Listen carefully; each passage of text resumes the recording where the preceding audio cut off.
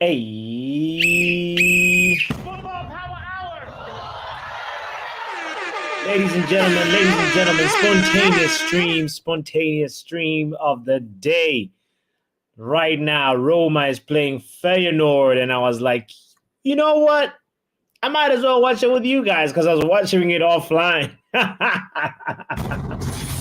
So I was like, why not? Turn the camera on. Let's see who else is on. If it's just me, it's okay too. You know? So here we are. Spontaneous stream. Literally, I thought, I'll chill out, watch this game. I'll probably fall asleep because it'll be boring. But then I saw the lineup and I was like, hold on a second. We have Lukaku. Oh! Not only do we have Lukaku, we have Paulo Dybala playing. We have, Santiago Jimenez is really the person that I really want to see. That's the person that got me. I was like, hold on. Let me just get up. Not watch this game in bed. Let's go turn on the camera and see who else is watching Roma versus Feyenoord. Let's get the game going. And we've kicked off already. We're about 3 minutes into the game. So I thank you for being here. 2 streams in one day. Yes, Luen, 2 streams in one day. We get a double dose today. I literally, as I was just explaining, I was just thinking, I'm already watching the game. Why not? So this is really a chill along. The previous stream, if you do not know what Luen is talking about and you're just tuning in, you have to check it out. It's the round of 16 sort of recap, review, all the best moments, all the unmissable moments. We talk about them. We talk about the games and the scores and what they mean for the second leg in the round of 16. And we are going to see as the teams are being separated, the weaklings are being separated from the big boys. And in a few weeks, we shall know who is off to the quarterfinal. Oh, wow. Amazing play right now from Feyenoord, by the way. Oh, mamma mia. Feyenoord scored. It's a golazo. Roma appealing for handball, but it's that boy Santiago Jimenez. The same person that I was just talking about a few minutes ago. Santiago Jimenez makes it 1-0 for Feyenoord. The score is 2-0 on aggregate. I knew today it was going to be a special day. You know what? Shout out to men like Lutata for making it even more special. Lutata says, Papi, I'm first to like and second to comment, as this Toronto girl commented while I was commenting. What are you talking about? Get right here, man. Lutata, you can't talk to Luen that way, Luen is still waiting. She's gone to see the optician. Luen is saying, I'm waiting for a bus to pick up my glasses. Maybe Luen did not see your like, Lutata. That's what happened. Guys, I appreciate you guys so much for even just being talking about who's the first one to like, who's the second one. We have about 10 people already tuned in. Come on. Shout out to everybody that's here. Make sure you hit the like button. If you're watching on Twitch, please, I kindly invite you to the YouTube family that we're building over here. Come be a part of it. Come hit subscribe. You don't have to comment. I'd like for you to comment, but kindly hit the like button and the notification bell as well. We're here gathered here today to watch Roma versus Feyenoord. It is, of course, as I said, round of 32, right? Round of 32. In the Europa League, we know that Roma just parted ways with Jose Mourinho not too long ago, and now the manager for Roma is called Daniel De Rossi. But Guys, I want to give a big, big, big applause to that guy called Mets Uefa from the Netherlands. That he's the one that engineered the beginning of this goal for Feyenoord, because the moment he did the roulette, right there on the side of the pitch near the halfway line, there was just numerical advantage. Fed the ball to whoever was in front of him. I believe the Feyenoord player that is playing left midfield is Paixão. I believe that's how you say his name, Igor Paixão. He's a Brazilian kid, another Brazilian wonder kid also in the building. He fed that ball through. And you know what? Santiago Jimenez was there ready to make sure that it counts. There are other games that are going on, by the way, if you do not know, other than in the Europa League round of 32, there's Freiburg versus Lens right now. Freiburg is currently leading in extra time. Oh, my God. 3-2 is the aggregate score. We have also Braga versus Qarabag FK. I believe that's how you say that. And the score line is 5-4 on aggregate, even though Braga is leading right now with today's leg by 2-1. Braga also can also boast they enjoy an extra man on the pitch since what's his name again? Since the player that was sent off he's got a very complicated name. He's from Azerbaijan. His name is Elvin Jafarkiliev from Azerbaijan. Oh my goodness, I butchered his name, I know for sure. But anyway, he's been sent off, and now what Qarabag has to do is hold on and keep this score at a 1 goal difference, because if they let Braga score, it's going to be 5-5, and they're going to go to penalties. And who knows what's going to happen afterwards. The other game that's going on is Marseille versus Shakhtar Donetsk, 10 minutes into that game. And Prague versus Galatasaray, and Sporting Lisbon versus Young Boys. This aggregate score for that one is 3-1. Sporting Lisbon have pretty much this game in their hands. They're leading by 2 goals on aggregate. Right now, we're going to switch back our focus to Roma versus Feyenoord, and the score line is 1-0. Roma are trailing, and can Romelu Lukaku rescue his boys? That's the big question. Come on, says Luan. Bodo Glimt, come on, says, thanks Luan, says Jarvis, because Jarvis is he's Bodo. Question from Lutata, Jarvis. Are you Bodo or United? Who's your first choice if you had to pick number 1? I think I know the answer to that, but I will let Jarvis answer for himself. The referee is here having a word with Paredes and Santiago Jimenez as well. Referee is serious. Looks like he's saying some serious stuff to them. Paredes doesn't even want to hear it. It was from a Roma corner kick, by the way, and then Roma nearly found the back of the net, but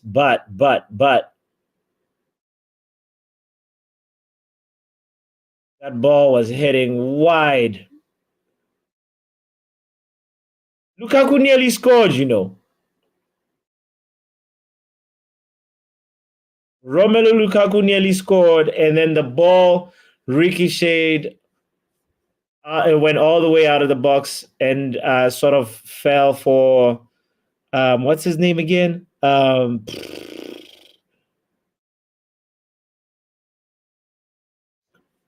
know him. He's been here. Stefan, the Italian guy.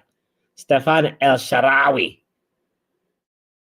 He's been around the block, El Shaarawy, but this time he hit this ball out of the block. He did not even aim a single person. There was lots of bodies in the box, but you gotta aim somebody and try and force a deflection, Yes, Luen, we guessed the right choice because Jarvis was going to pick United first. Man United, of course, but Bodo is a small local team, but they have done amazing in Europe for several seasons. It's just so refreshing to support the little team. Come on. Oh, Lord. Thank you, Jarvis, for the update. Ajax just scored. Ajax are also playing right now, by the way, in the Conference League. And Feyenoord, oh my goodness, Feyenoord had the opportunity to make it 2-0 today, but no, said Zvila, Mil Zvila, the Serbian goalkeeper. He said no.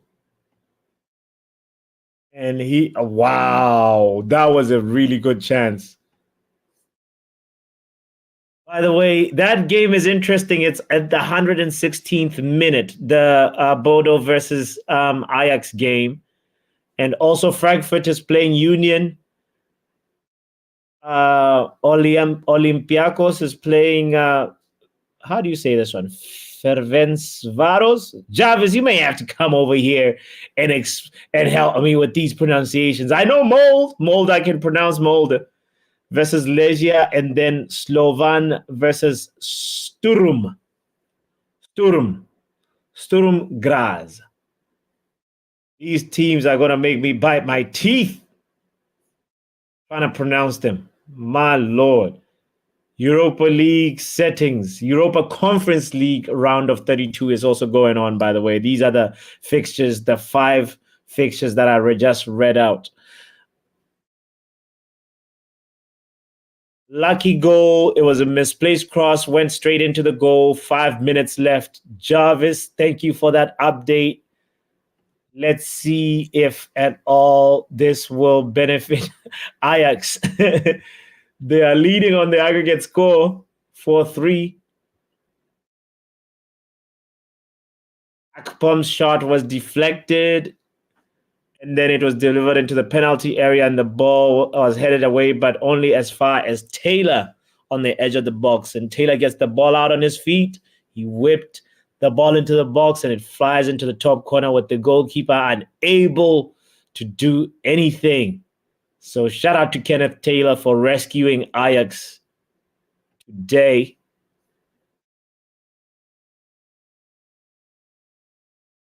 Roma in the mud. Maybe Mourinho was not the problem.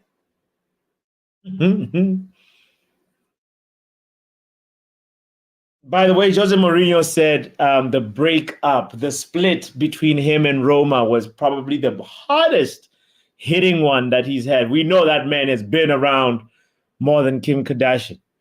But Jose Mourinho was able to just say that, and I was just like, oh Lord, oh, Roma just equalized. What a rocket. Oh, mamma mia. Talk about a golazo of golazos. Who was that? Was that Pellegrini? That was Pellegrini. Wow. What a goal. What a goal. What a goal. You have to see this. Oh, what a goal. This tie is still in the balance.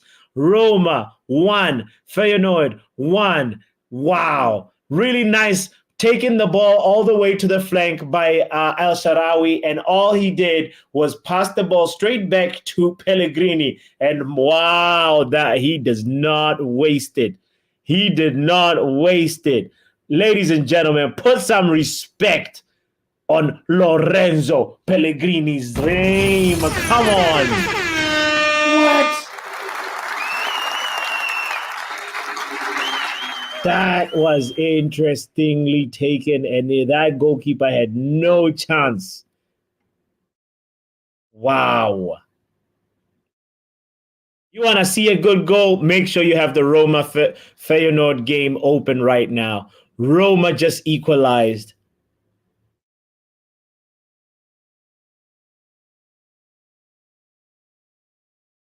Oh, Chavez. It looks like local team is going to be going out.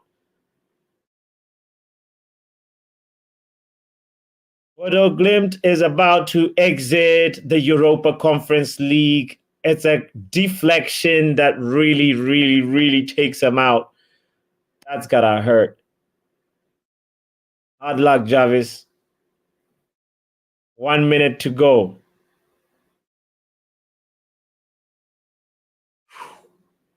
But respect for Pellegrini today, guys. Lorenzo Pellegrini, you have to know the name. If you don't know the name, now you know. For free, hit the like button for that. Lorenzo Pellegrini with the all you need today. The goal, the feast of feasts. That goal was beautiful to see. Oh, wow. Wow. Wow. I can tell you right now that we are not going to see a better goal than that. Class.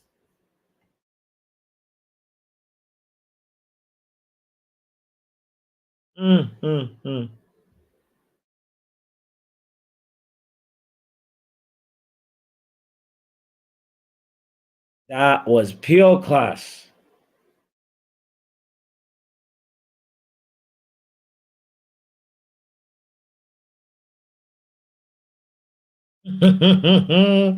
Why is Phil Foden trending, by the way? I'm curious. Oh, Jarvis says the ball just hit the post. The ball won't go into the goal. Footballing gods not on Bodo's side tonight. Oh, man. But if they hit the post, it means they're not going down without a fight. And for that, they deserve the applause. They deserve it. For real. I like it. I like it when they just don't fold, you know? Guys, shout out to Bodo Glimt for that, for the fight that they're showing. And, you know, next year they go again.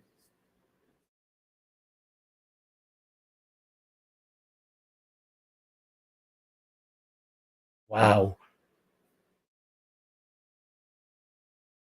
Pellegrini with the goal of the day. I don't think we're going to see a better goal, guys. I do not think we're going to see a better goal today. 1 minute left. Can Ajax hold on, or will they crumble? If Bodo hits the post, if Ajax let them hit the attack again, then Ajax deserve to go out. Minimum of 2 minutes at a time, and it's about to elapse. Sorry, so did I say elapse?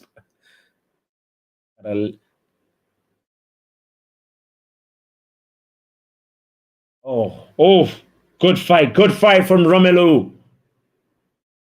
The L from Romelu got into my tongue. But Romelu Lukaku is fighting and showing that he still has power and strength.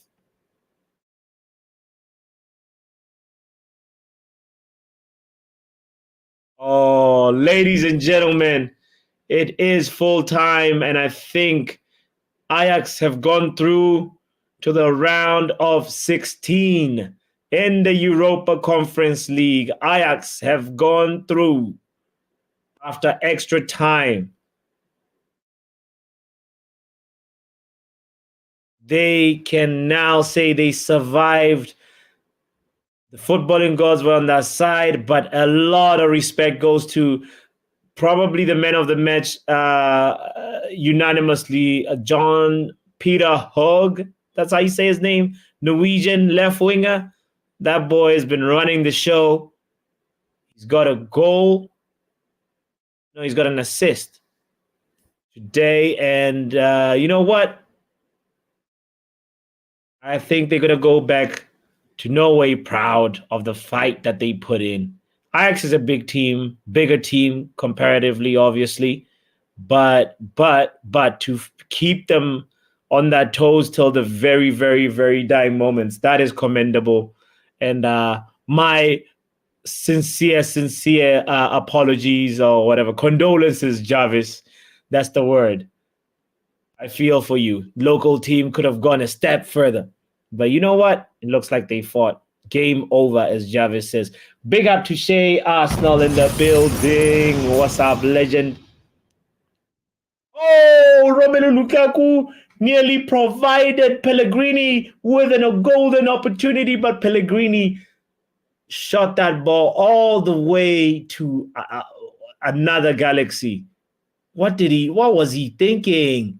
You can't be falling while shooting. You know the simple rule is you got to keep your head up. Matter of fact, you got to almost you got to almost lean forward in the moment when you're striking the ball. What is he doing? He's like tackling, doing a slide tackle and trying to hit the ball on target. Come on, Pellegrini. You just scored a nice, saucy goal. What are you talking about? Annoyed with the attack. Boy, the fun part about these games, second leg games, is like it's really on. I'll be honest, the Champions League games this week were boring. As we said, there's only two teams that had a 2-goal cushion in terms of like the results after the first leg. It was Manchester City, who won 3-1 versus Copenhagen, and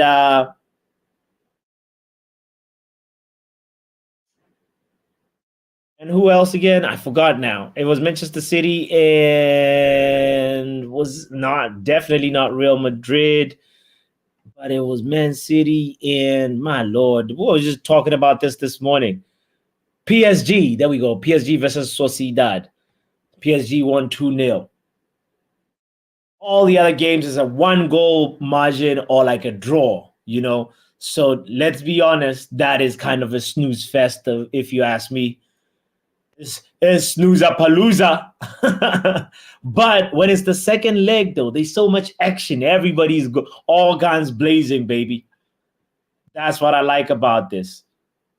Listen to this. The game between Ajax and Bodo, by the way, 24 shots, 8 on target, 3 hit the post. Dominated Ajax, but it was just one of those, you know? Roma nearly scored again right now. This game you can't keep your eyes off it. You cannot keep your eyes away from this game. It's just action after action after action. Roma versus Feyenoord, by the way, that's the game that I'm putting most focus on. If you want to watch it with me, if you want to synchronize with me, I'm at the 20-minute mark. So 24, 21, 22, 23, 24, 25. That's where I'm at. So if you want to watch it with me, you're welcome. Even if you're not watching the game, please keep the window open. If you are busy, whatever, mute me. But keep the window open. Give the channel some watch time hours, you know. Hit the like button for the algorithm. You know what you got to do. Shay's here with the reminder. Remember to hit the like button and subscribe. Otherwise, if you don't do that, you are a 007 agent. Thank you for that reminder, Shay. There's a notification bell that's so important to help give the channel some visibility.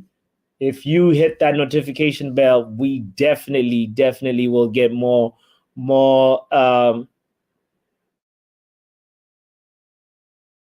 visibility in the YouTube space. Wow. Guys, I really think now we need to get Santiago Jimenez. The last 24 minutes, this boy has been helping out Feyenoord. He's like the glue. He can be a target man.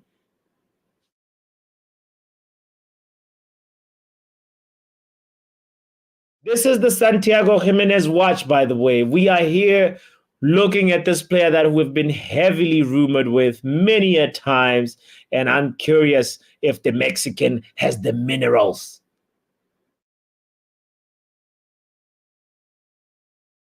Si el hermano tiene los ¿cómo se dice minerals? Minerales? Anybody know minerals in Spanish? It's minerales. Eso. So Santiago Jimenez, we want to see if he's got the minerales. If you get what I'm saying. Yo, we have 8 people watching on Twitch. That's a record. Twitch is usually like 2 people. Shout out to you guys that are on Football Power Hour on Twitch. I kindly invite you to YouTube, though. Come to the YouTube space. We're almost at 950, you know. Oh, the referee looks like is about to make a big decision as Pellegrini is on the floor in some pain. He brandishes a yellow card to the captain of Feyenoord. Wow. The right back, the Dutch boy, he put his foot in the air for too long, you know, starts showing. He could have endangered Pellegrini there. Or is Lorenzo Pellegrini overreacting? No, he's not overreacting. So, what's his name? Getrida. He's the captain of Feyenoord, and he's the right back. He just got a yellow card, and it looks like it was a captain-on-captain collision, if you get what I'm saying, because Pellegrini is the captain of Roma, and Getrida is the captain of Feyenoord. Jeez. That's going to be in the quiz, by the way. Big up to the people that are tuned in, that have been taking notes, that have been listening to the streams throughout the week, hearing all the hints. You know, at least you know 50%, more than 50% of what's in the quiz if you tune into the streams. So shout out to you if you are, you know, one of those people that even if you don't catch the stream live, you give it a little bit of time to just, you know, hear what we've been talking about. So shout out to you if you're one of those people. I appreciate you so much.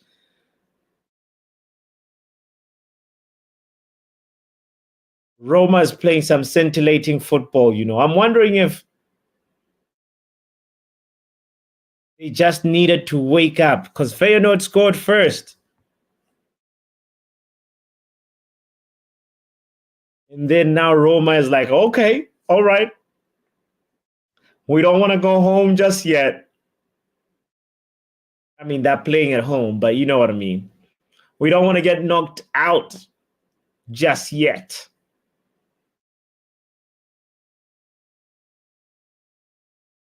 What a shame. What a shame for Bodo Glimt today to be knocked out. The manager, kudos to the manager as well. What's his name? Kejtil Kunsen Jarvis. We gonna need some pronunciation. I'll need some help with this Norwegian words. You know, why can't they have normal names like the center backs for Ajax? Sutalo, Hato. Sutalo is the guy that was sent off, by the way. He got a red card for Ajax. Dangerous building up from the back from Roma. But if it's effective, if it works, it works. Oh, free kick for Roma. Wow. Free kick for Roma. And that was not bad by Cristante, you know. Brian Cristante drove with the ball, and he was really smart in the way that he lost that ball, because I honestly feel like he had lost the duel with uefa. But referee thought, no, Cristante, you had the situation under control, and Mats uefa is the one that was the infringement. But he didn't brandish a yellow card for him, though. What's Roma going to do? Horrible delivery by Paredes. Paredes!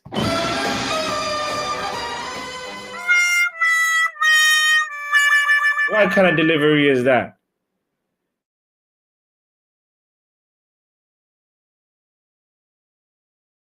When you have a dead ball and you overhit it,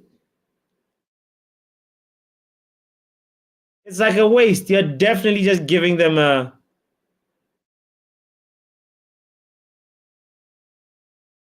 What's the word? A free goal kick.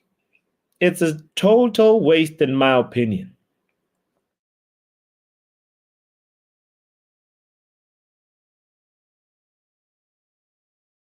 rather under hit, especially in that situation because there was other Roma players that were behind that wall. So it's not like they were gonna easily get caught on the with the counter, you know. That's just my thoughts. I could be wrong. Sometimes maybe somebody would say no. Maybe botswanapapi, you're wrong on that one. It's best to overhit so that you can go back and regroup.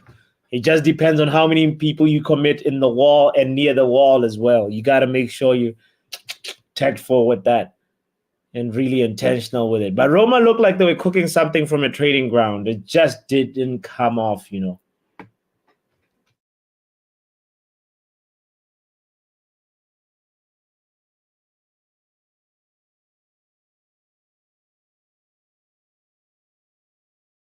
And Feyenoord catch them on the break because Roma was attacking right now. And you know what?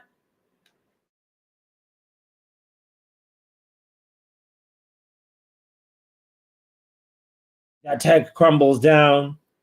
Roma has been really good in terms of breaking up that the Feyenoord attacks.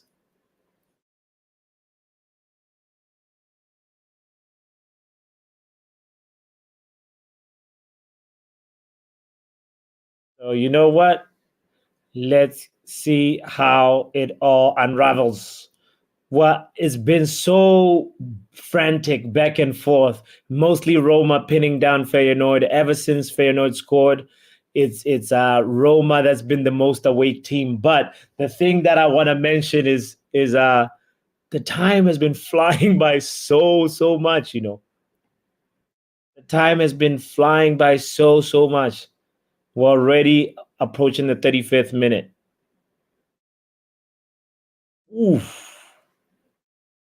That would have been a nice rocket if Cristante caught that ball well. That was not bad. Not bad by Cristante. You could do better though.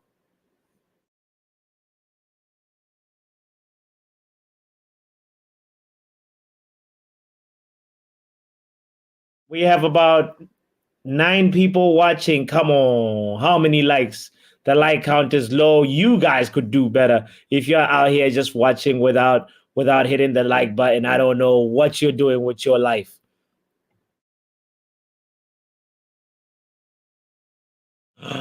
Roma on the attack. Paulo Dybala feeding El Sharawi.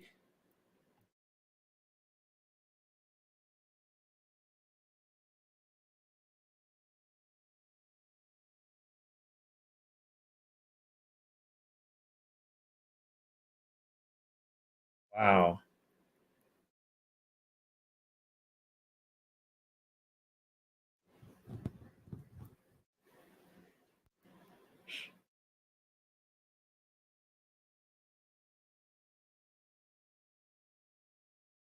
Okay, now the game is starting to calm down a little bit. After 35 minutes of back and forth, back and forth, now it's starting to get a little bit calmer, a little bit more, you know.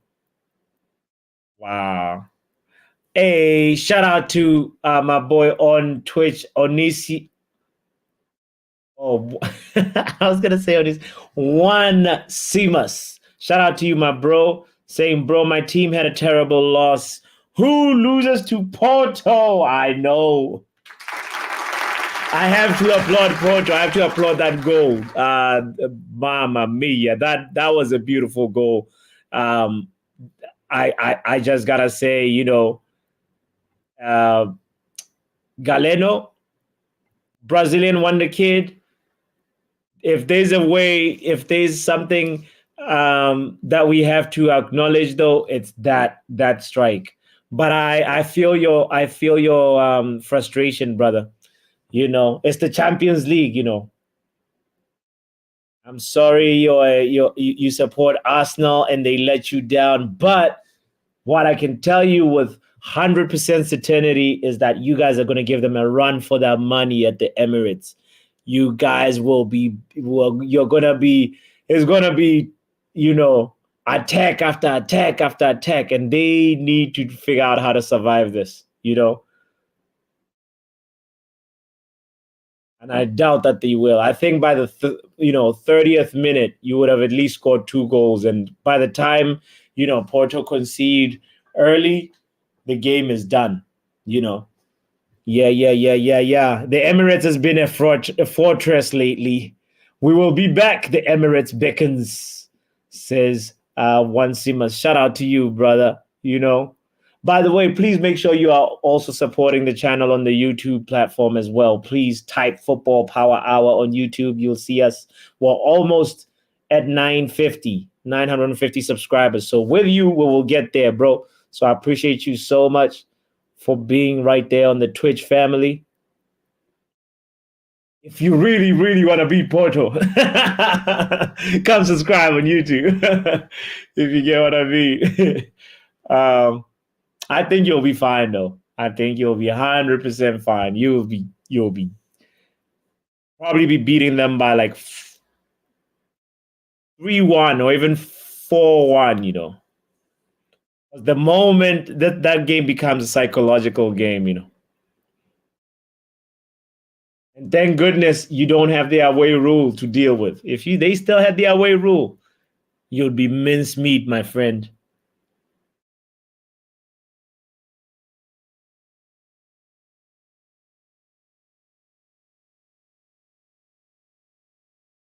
Okay.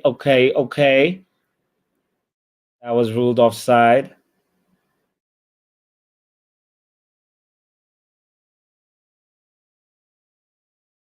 Hey, we have some people tuned in on Twitter X. Shout out to you guys as well. Wow. Hey, who would have thought? Spontaneous stream would have an okay turnout. Thank you to all of you guys. We are almost 10 people watching on Twitter. I appreciate y'all. Come through to the YouTube side. That's the bright side. Also retweet or hit the like button as well, or the heart on Twitter, if you kindly do not mind.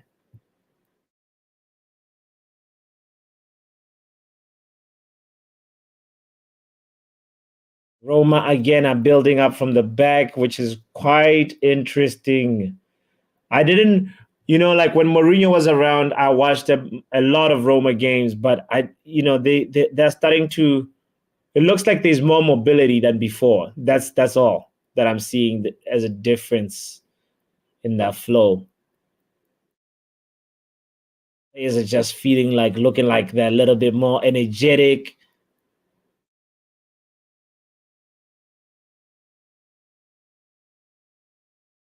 Lukaku with so much energy. By the way, can we talk about Romelu Lukaku's kit number? Oh!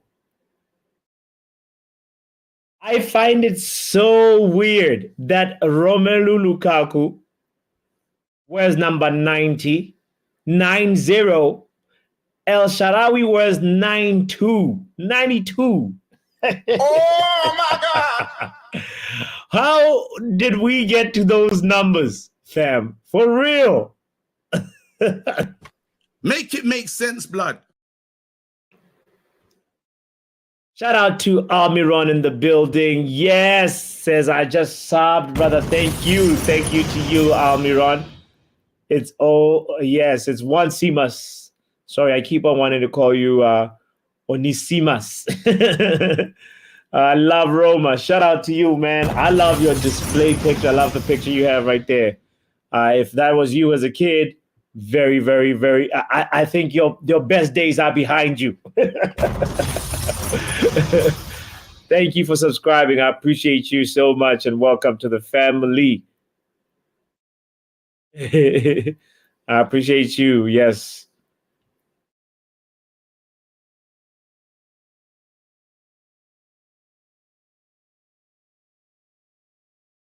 He's a Feyenoord player that's on the ground right now. He looks like he's in pain.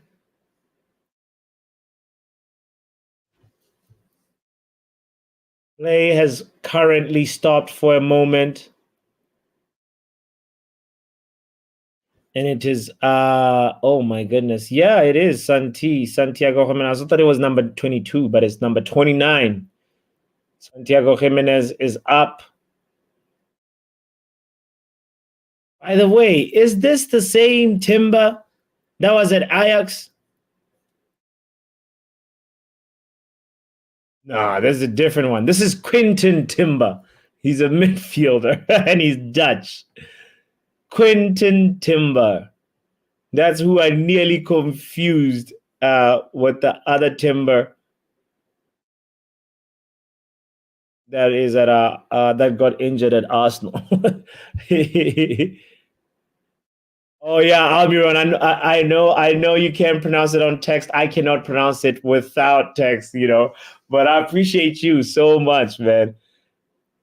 I feel like I'm not that far off with one Simus, One Simus.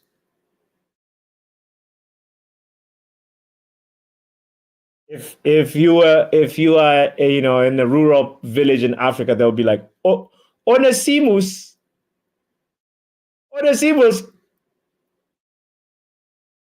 come fetch me some water.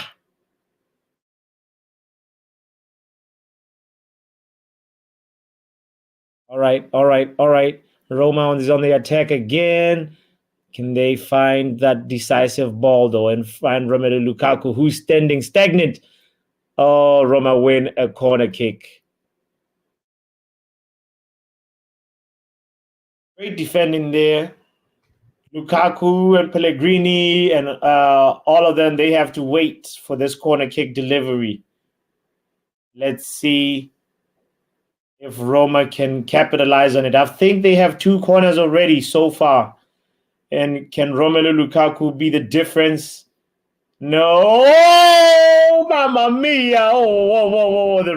This goalie is playing games, He spilled that ball, but you know what? Feyenoord is still alive. It's still 1-1.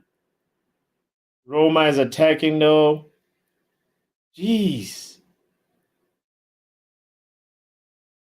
It's a physical game.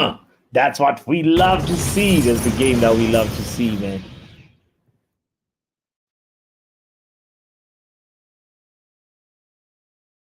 How did you start supporting Roma, if I may ask, bro? And your other name is Almiron. How did you start supporting Roma? I'm curious. Did you start following Roma after Jose Mourinho came through? Or have you always been a Romanista?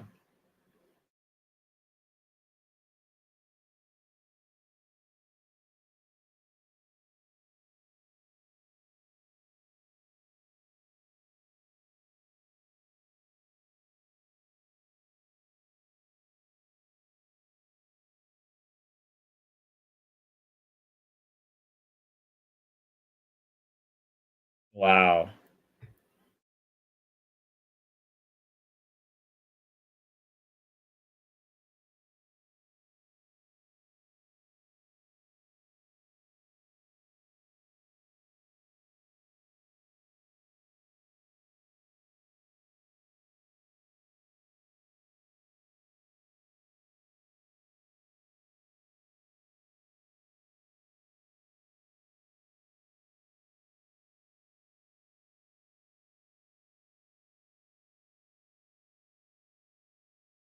All right. It looks like it's gonna be 1-1 and at halftime. Aggregate score of 2-2. As long as Roma does not convert this, it's been all Roma lately, like the last 20 minutes. I have to be honest. All Roma ever since the wave of attack, the last wave of attack from Feyenoord came in the 20th minute. And it's just been wave after wave after wave. A small little, spurts of attack from Feyenoord around the 25th minute mark, but it's just been Roma, pinning them down, playing like that Ten Hag team, or what Ten Hag would want from his team. Wow.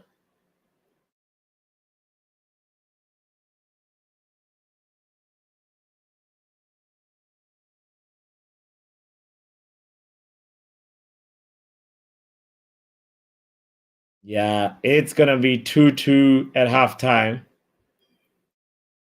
And that's the aggregate score, ladies and gentlemen.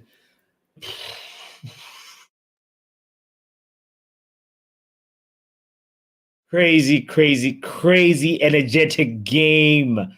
The first half an hour or so was just like a boxing match. Let's take a look at the other games at the same time. We have Marseille versus Shakhtar Donetsk, by the way, going on, and we said the score there is also a draw, a 1-1 draw for this leg, making it a 3-3 aggregate score, 3-3 Marseille and Shakhtar. And then also Sparta playing Galatasaray. We remember Galatasaray. Ask a Manchester United fan, they'll tell you about Galatasaray. But anyway, they are playing, and the score over there is a 1-1 as well. There's a lot of 1-1s in all the games of Europa League round of 32 right now. The final leg, all the matches is 1-1, except for Sporting Lisbon versus Young Boys. Wow. Wow. Sporting 1, Young Boys 0. Where's you guys watching store brand football? Says shout out to you, Kush. Where are my admin privileges? You have to have admin privileges. Don't you tell me you don't have any admin privileges, Kush. Come on now. What? How? If that's the case, please let me know. We will change that in a second. We're watching Stormbrand. We're watching the one where, the maid in the store. No, but Roma and Feyenoord have been playing really well.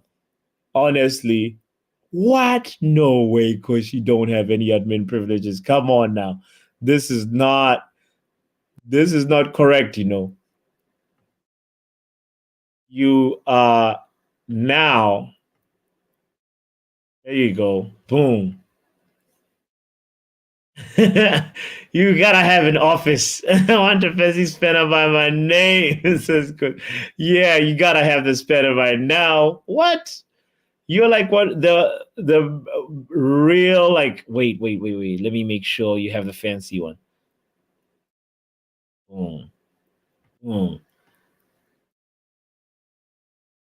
No, I put the wrong person. I put Almiron. I'm reckless.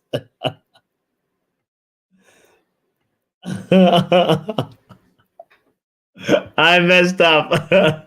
I deleted Almiron's messages. My bad, Almiron. All I was trying to do was make Kush a managing moderator. There we go. Because you had started moderator. There we go. My apologies to you, Almiron. I know you just subscribed, but I did not mean to remove your comments. This is the reason why the channel is not growing, Kush. I'll be inviting people and then deleting our comments on the first time. Yo, I've got to make sure I did not ban you. There we go. I'm just not good at this stuff. I need to learn more about it. There you go. Boom. Do not put Almiron on timeout, please. All right. Boom. There we go. Now we're good. I think we're good. Yeah. No. I think I just deleted his messages, but I didn't.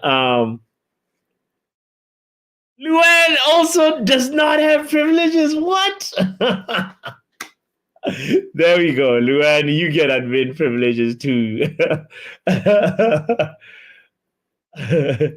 There we go. Boom. Everybody's an admin. We have more admins than non-admins.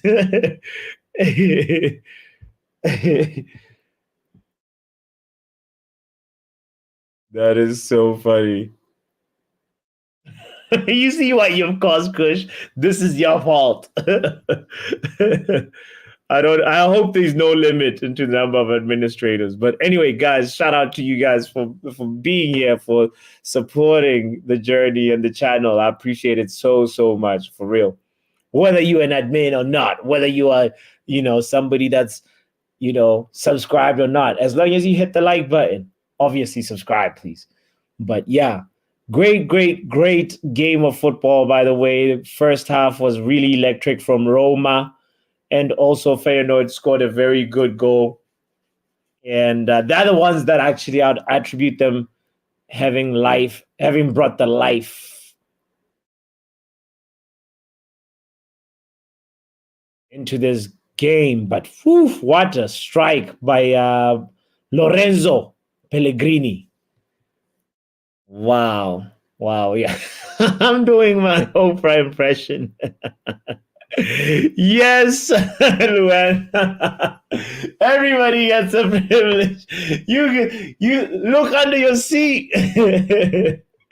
I also made Almiron, like by mistake, but I think I rectified that. But I appreciate y'all so much.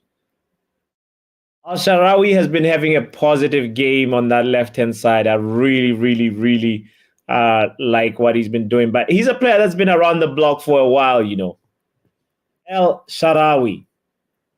Man, I feel like I've seen his name so many times.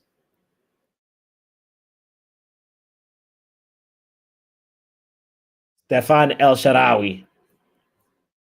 His career, obviously, primary position is left wing, but he can also play second striker or left midfielder. But he's been around in Serie A. He's been playing for AC Milan. He's played for Roma as he does now, but he did also do that before. And then he played for Shenhua. Is that in China? Shanghai Shenhua. Yep, it is. It is in China. And he played for Genoa. He played for Monaco as well. So he's been around the block. Lots of experience in Serie A, and also he's got a lot of international caps. So I'd expect that from him. El-Sharawi. Now let's have a quick look at also. Wow, why is Greenwood trending? Is there some new developments? It's because of Sir Jim Ratcliffe again. This guy igniting the the Greenwood fire. Sir Jim, he'd be talking about Greenwood too much. But I guess this is where things are. Thank you for bringing that question up, Luen. What is an appropriate price for Mason Greenwood, in your opinion? I am curious what you think. Kush or Luen, anybody, what is an appropriate price? I think nothing less than, given the fact that a player like Victor Osimhen is rated well over 100 million pounds. He's around the range of 120, 140, Where would you put Mason Greenwood? He's no Victor Osimhen right now, but his ceiling is way higher. Way higher. So obviously Osimhen comes with all the Champions League experience, all the AFCON experience, but Greenwood has only played for Man United, Getafe, and in his backyard while he was still, suspended. So 90 mil, says Kush. For Mason Greenwood, Luen says 80 mil at least. I feel like we're undervaluing him, Obviously he has to keep this form going in La Liga. He has to, what's the word? Merit. He has to light things up a little bit. If he could do half of what Jude Bellingham has been doing for Real Madrid in terms of stats, if he can do that in terms of statistics as well, because that Getafe rely on him. He sometimes is, he's on playing through the left, playing through the right, playing through the middle, taking corners. He's like MVP of Getafe. I bet he's also the motivational speaker. But the main thing is his numbers, they need to improve. Let me see where his actual numbers are at this moment. Mason Greenwood's statistics. at the very moment. In La Liga, 21 matches, 5 goals, 5 assists. Come on. He's got 4 yellow cards and a red card to his name. All right, Mason. But 5 goals, 5 assists. Okay, return, for 21 matches. If he can get one of those, like, I guess it's 10 GA if you're trying to garnish the stats really nicely. But if he can get like 5 more goals before the season ends, then we're really talking. 95 mil doesn't look too outrageous for Mason Greenwood, especially if it's Barcelona that is snooping around, because they need an answer for that right-hand side, because Rafinha ain't it. Rafinha is not him. We saw yesterday, actually, Rafinha came in as a sub, but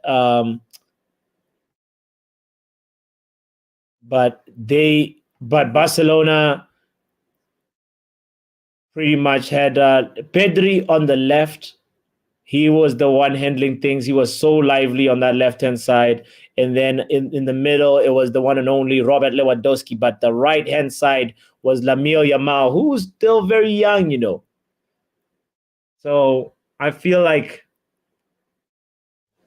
Barcelona need Greenwood more than Real Madrid, even though if you compare Rodrigo and Mason Greenwood, you can confidently say that Greenwood is clear of Rodrigo. So yeah, I would go with Mason Greenwood all day if I was Carlo Ancelotti. Shout out to Avinash. Shout out to you, my friend. Say nigga. Shout out to you, Avinash. First time commenting. I appreciate you. Please kindly hit the like button and the notification bell. That one is very important as well. So I appreciate you for being here, Big up to you, Avina. Let's see how the second half is going to go, ladies and gentlemen, as we are about to get it underway. We're about to see if at all Roma have the minerals and the tools to make it through to the round of 16 in this UEFA Europa League campaign. A store brand football, as Kush calls it.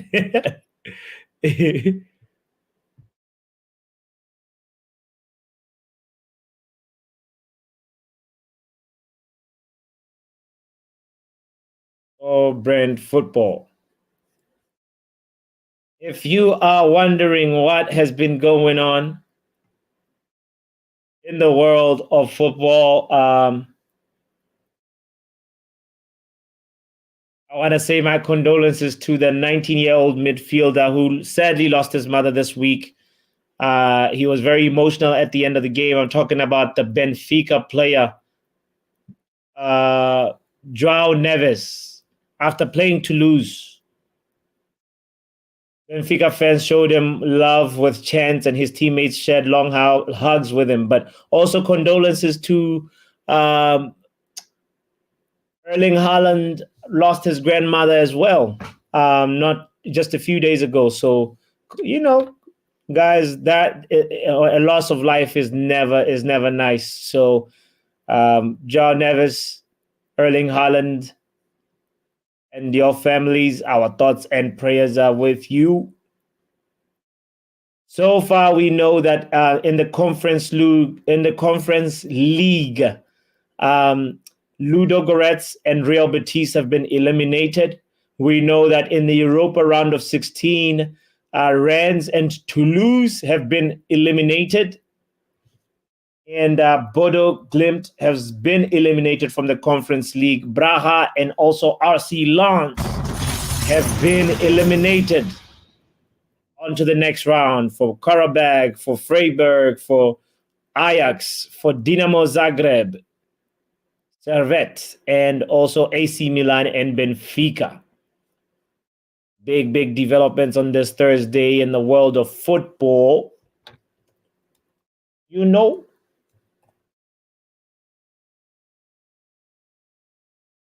These cup competitions are not bad. When is Liverpool playing? I want to know when Liverpool is playing so I can laugh. When do they get to play? I know that they're through, obviously, to the next stage, but wow. Thibaut Courtois has been progressing well with his recovery from his injury. Positive feelings have emerged after he started participating in training with his teammates. Oh, Courtois is back. Courtois is back in the building. Shout out to Thibaut Courtois, who's been sidelined. GB is back, just like Courtois. Niall is also back, just like Courtois is in the building. The score is 1-1. Niall, our aggregate score is 2-2. What a peach of a goal from Lorenzo Pellegrini. What a beautiful goal. A goal of pure quality, a goal of class. Santiago Jimenez scored for Feyenoord. And, that's where things are. It was a very, very entertaining first half. I think we're poised for an even more entertaining second half. We might even go to extra time today, as we've seen in the other games in the knockout.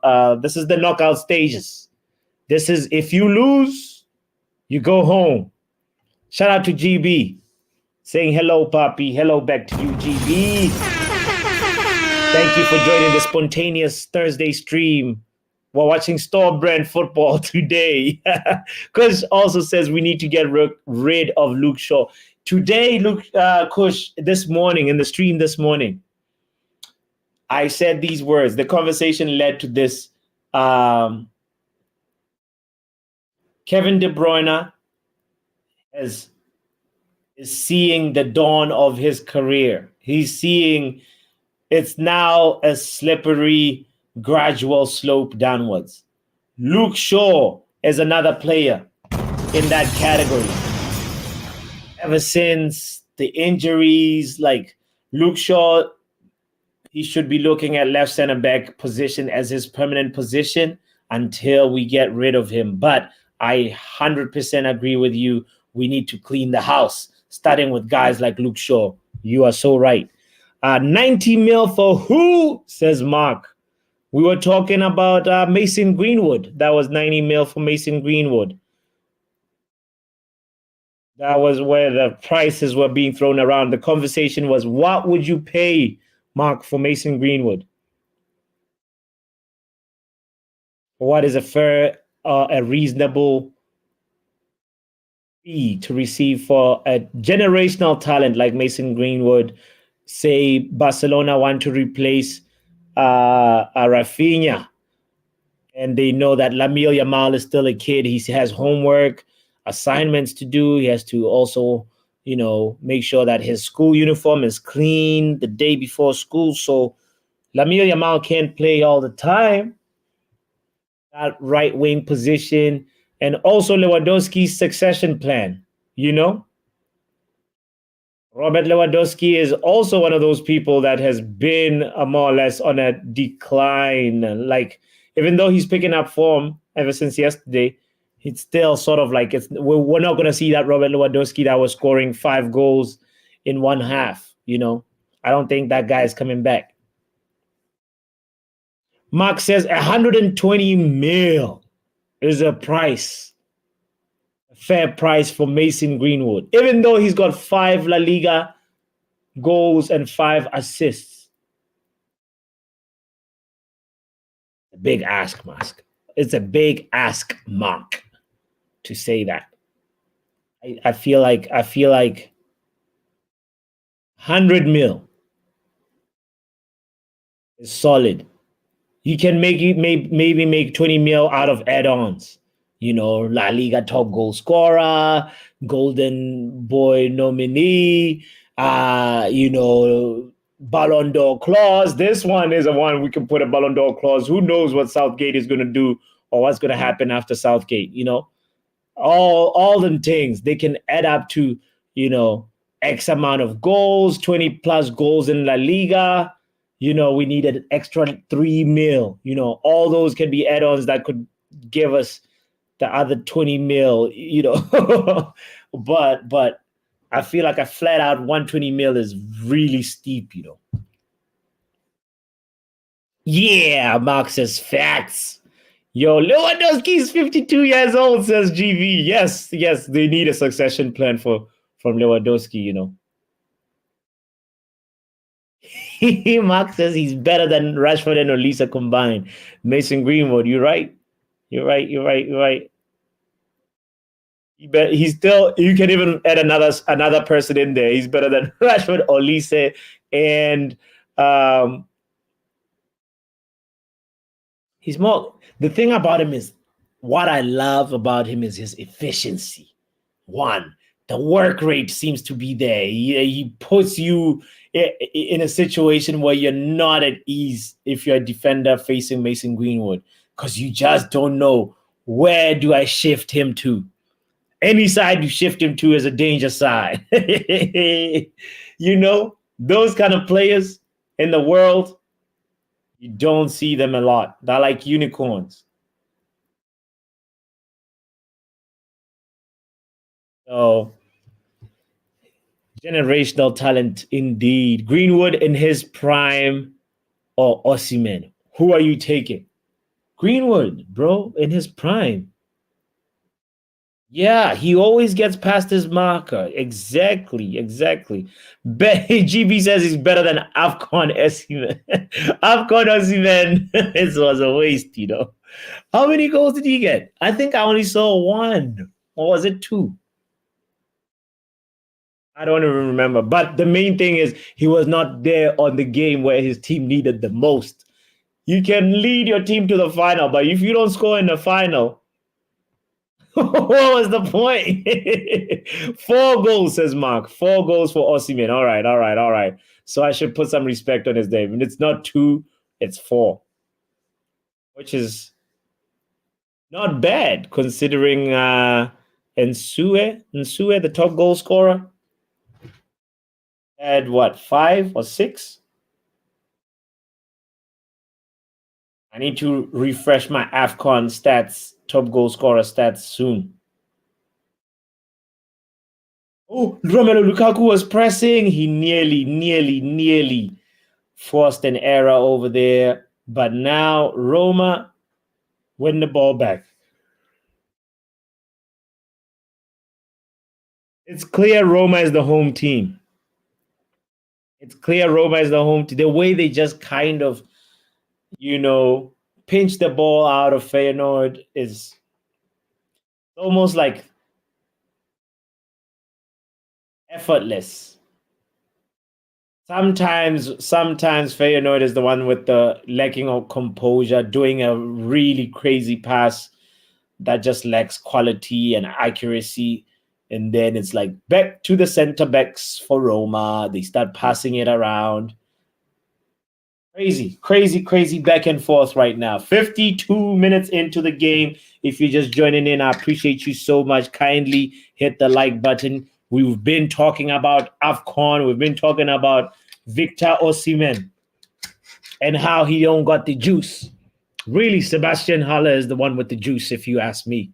But Kush says that was the greatest AFCON of all time. We've been blessed with some really good tournaments. The way the World Cup was, the surprises the World Cup had, the surprises that AFCON had, I'm wondering if the Euros is going to be the same or if it's going to be more of the usual suspects doing the thing again. We need a Greece type of campaign. We need a team to just come surprise us in the Euros,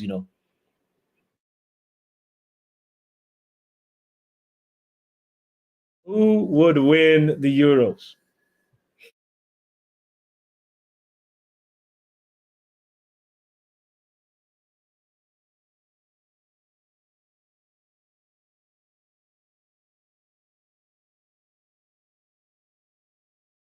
Who would win the Euros? That's going to be an interest. England!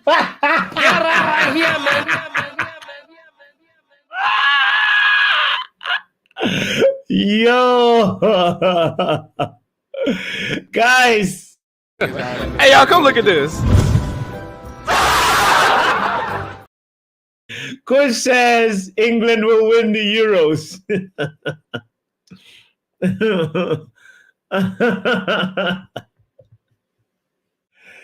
as long as Southgate could, if he wanted the midfield trio of Declan Rice, Kobe Mainoo, James Maddison.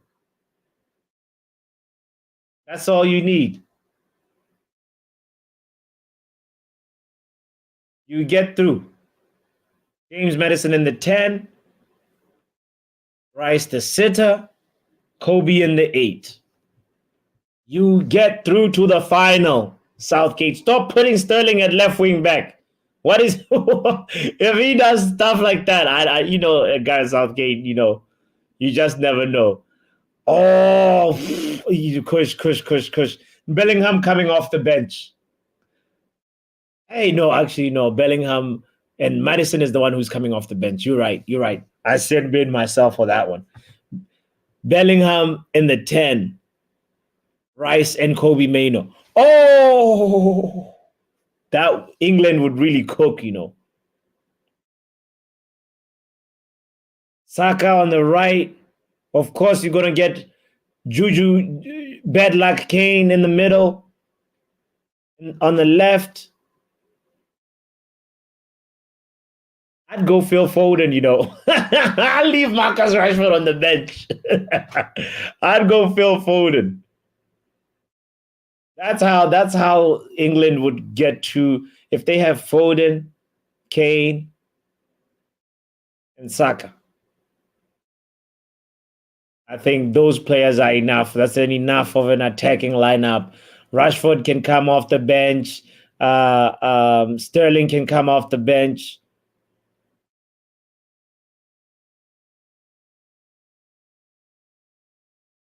Romelu Lukaku, he's about to take on 3 players by himself. Romelu Lukaku with the step-overs. He actually does a very good pass. Roma on the attack, and the attack fizzles out. Too many high foots right there, but referee does not say anything. He lets the game continue. 2 Roma players on the floor. Referee is like, whatever. Finally, Roma kicks the ball out. Oh, wow. El Shaarawy looks like he's injured here on his right ankle. He really messed up that attack, El Shaarawy messed up things. Yeah, Kush is going Foden as well. Rashi can chill for a second. He can watch. And I think the defense sorts itself. How the defense, he's going to put Maguire. He's going to go Luke Shaw, Maguire, Stones, Ben White. No, Trippier on the right. It's going to be Trippier on the right. Definitely not putting Trent in there. Yeah. Harry Maguire as captain. We all know Maguire already has the armband of the English national team at his house already right now. I know we're not even at the Euros yet. Yo, whoa.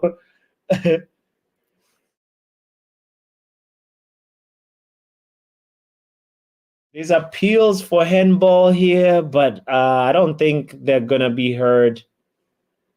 Game continues. We're almost approaching the 60th minute mark. It's still 1-1. 1 Roma, 1 Feyenoord. And let's take a quick glance at the other games. GB says Rashford rarely starts for England. If Grealish isn't drunk, Southgate will play him. That's true. He has to pass the sniff test to be like, Grealish, come here. Say, open your mouth. All right, doesn't smell like whiskey, doesn't smell like beer. Here, go get your boots. That's how Southgate selects Grealish, But yes, I hear it. I feel like the pecking order is Grealish If he's fit, obviously he gets in before Rashford. And GB says, yes, Rashford rarely starts for England, you know? At this point, Rashford, I don't know. He's just sort of like waiting for an injury to happen. Because even in the World Cup, he only started playing after England were out of the group stages, if I'm not mistaken. Which is like, all right, Gareth Southgate, make it make sense, you know. Couple of substitutions going on right now, by the way. Feyenoord refreshing the players. Guys, don't you remember Jadon Sancho wearing an England jersey? I remember Jadon Sancho one time, you know.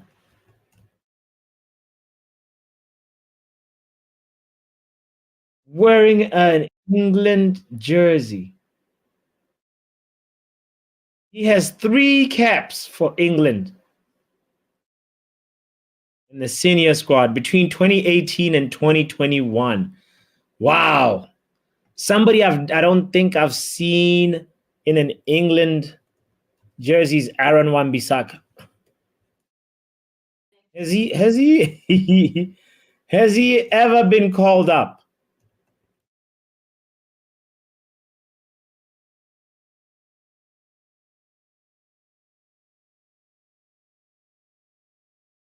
I've not seen him in the national team.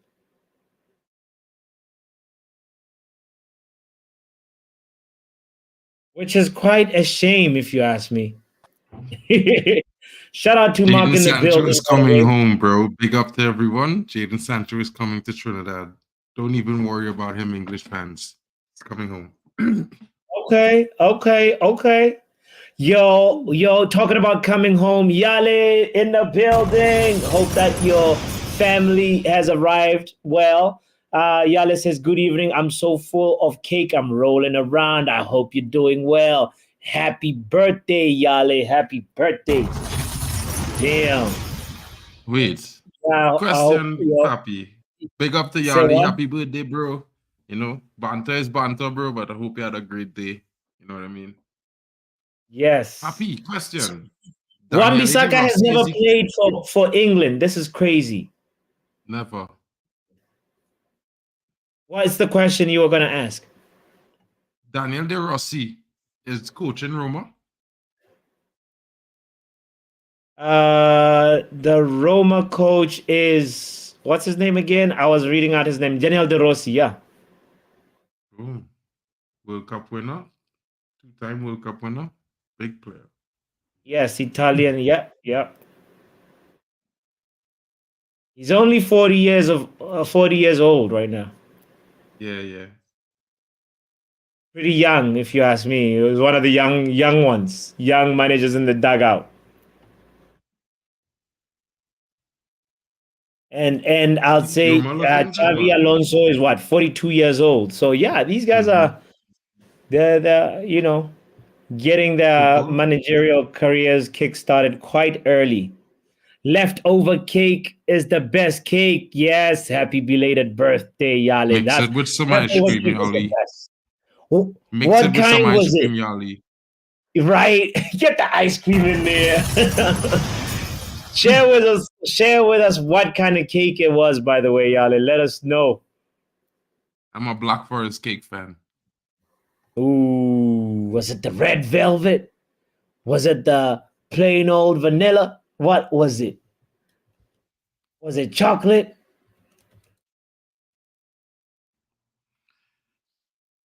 Lemon cake? Was it cheesecake? Coconut cake? Confetti? There's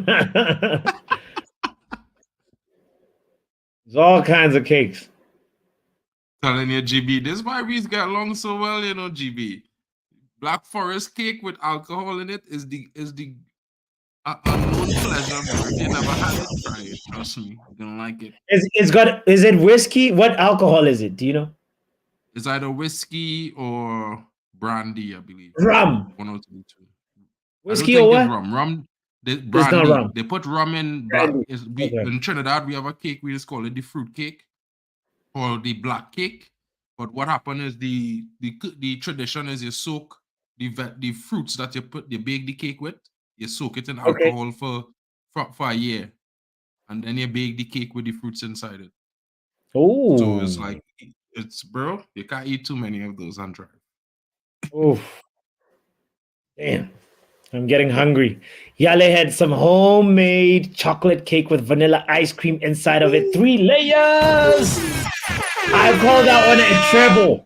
Yale. Treble. That's a treble right there. That's a treble. Yo. Oh, Luan says her birthday and all his birthdays on Monday. Shout outs to Oli and Luan.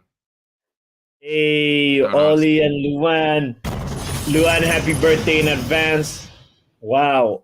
Important people are turning. It's a really lots of people are having that birthdays that I know, which is kind of dope. Nice. Easter bun. Yeah, the Easter bun. Let's call it a cross bun in Trinidad now. Like it's make with the raisins, they soak the raisins in the same process, and the raisins that they add to the bun is be like that. And they put like a cream cross on top of the bun and bake it. So Yale says you could make a rum cream, which is made out. Not good for kids. I want to taste this one with the alcohol in it. I feel like I might have had it. The Black Forest cake, bro. The Black Forest cake, but I haven't really it white. It does look white with cherries on top. No, that one was kind of red. It was like red. No, what color was it? That's red velvet, then probably the red velvet. Yeah, I guess that was red velvet with some sort of alcoholic fusion in it. But the Black Forest cake that you're talking about, no, I have not. Bro, trust me, it's fire. Definitely the ice cream. I'm a big fan of that. I support the triple decker that you got going on, Yale. That sounds so good. For me, when I have to eat, when I eating cake and ice cream, it had to be a sponge cake. Have to be a sponge cake. Yes. No matter what type of sponge cake, but a sponge cake. It's keep the texture in the ice cream. Yes. I support that as well. I like it. Sponge cake with rum and honey. Okay, we gonna add the honey as well. All right, GB. GB live in a Caribbean lifestyle, you know. This Italian. I swear he's an islander region, you know, bro. I'm telling you. Yes. This man he's make sure he have his oxtail. He's make sure he have his curry. He don't play. He doesn't. Yeah. Yeah, I'm glad. I'm glad you also like sponge cake. But sister and brother like chocolate cake, so I guess they had to go for the chocolate with the vanilla. That's that makes sense. It's their sister and brother who made sure they bought the cake so they can also eat it. They arrived yesterday with it. They're like, we got you chocolate cake. Yale. 100. Happy birthday.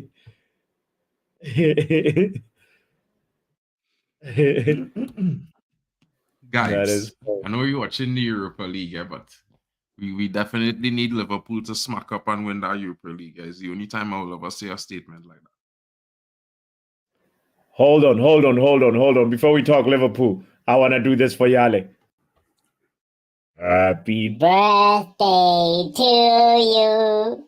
Happy birthday to you. Happy birthday, dear Yale. Happy birthday to you.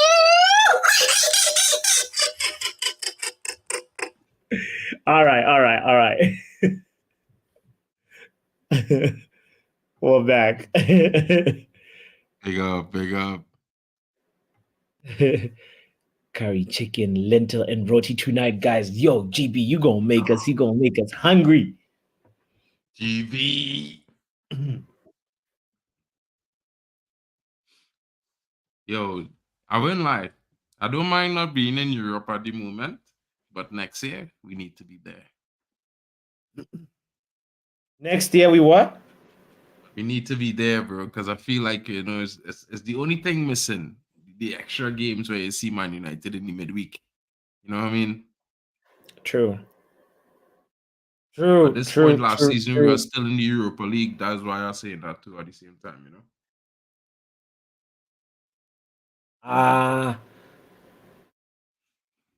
know? We got nice goalkeeping right there. Roma were through,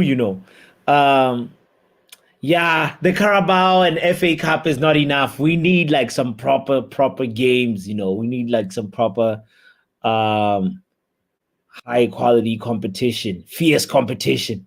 For me, I don't care even if we don't go far. Like, we have to keep at least, maybe the next one we've got to make it out the group stage.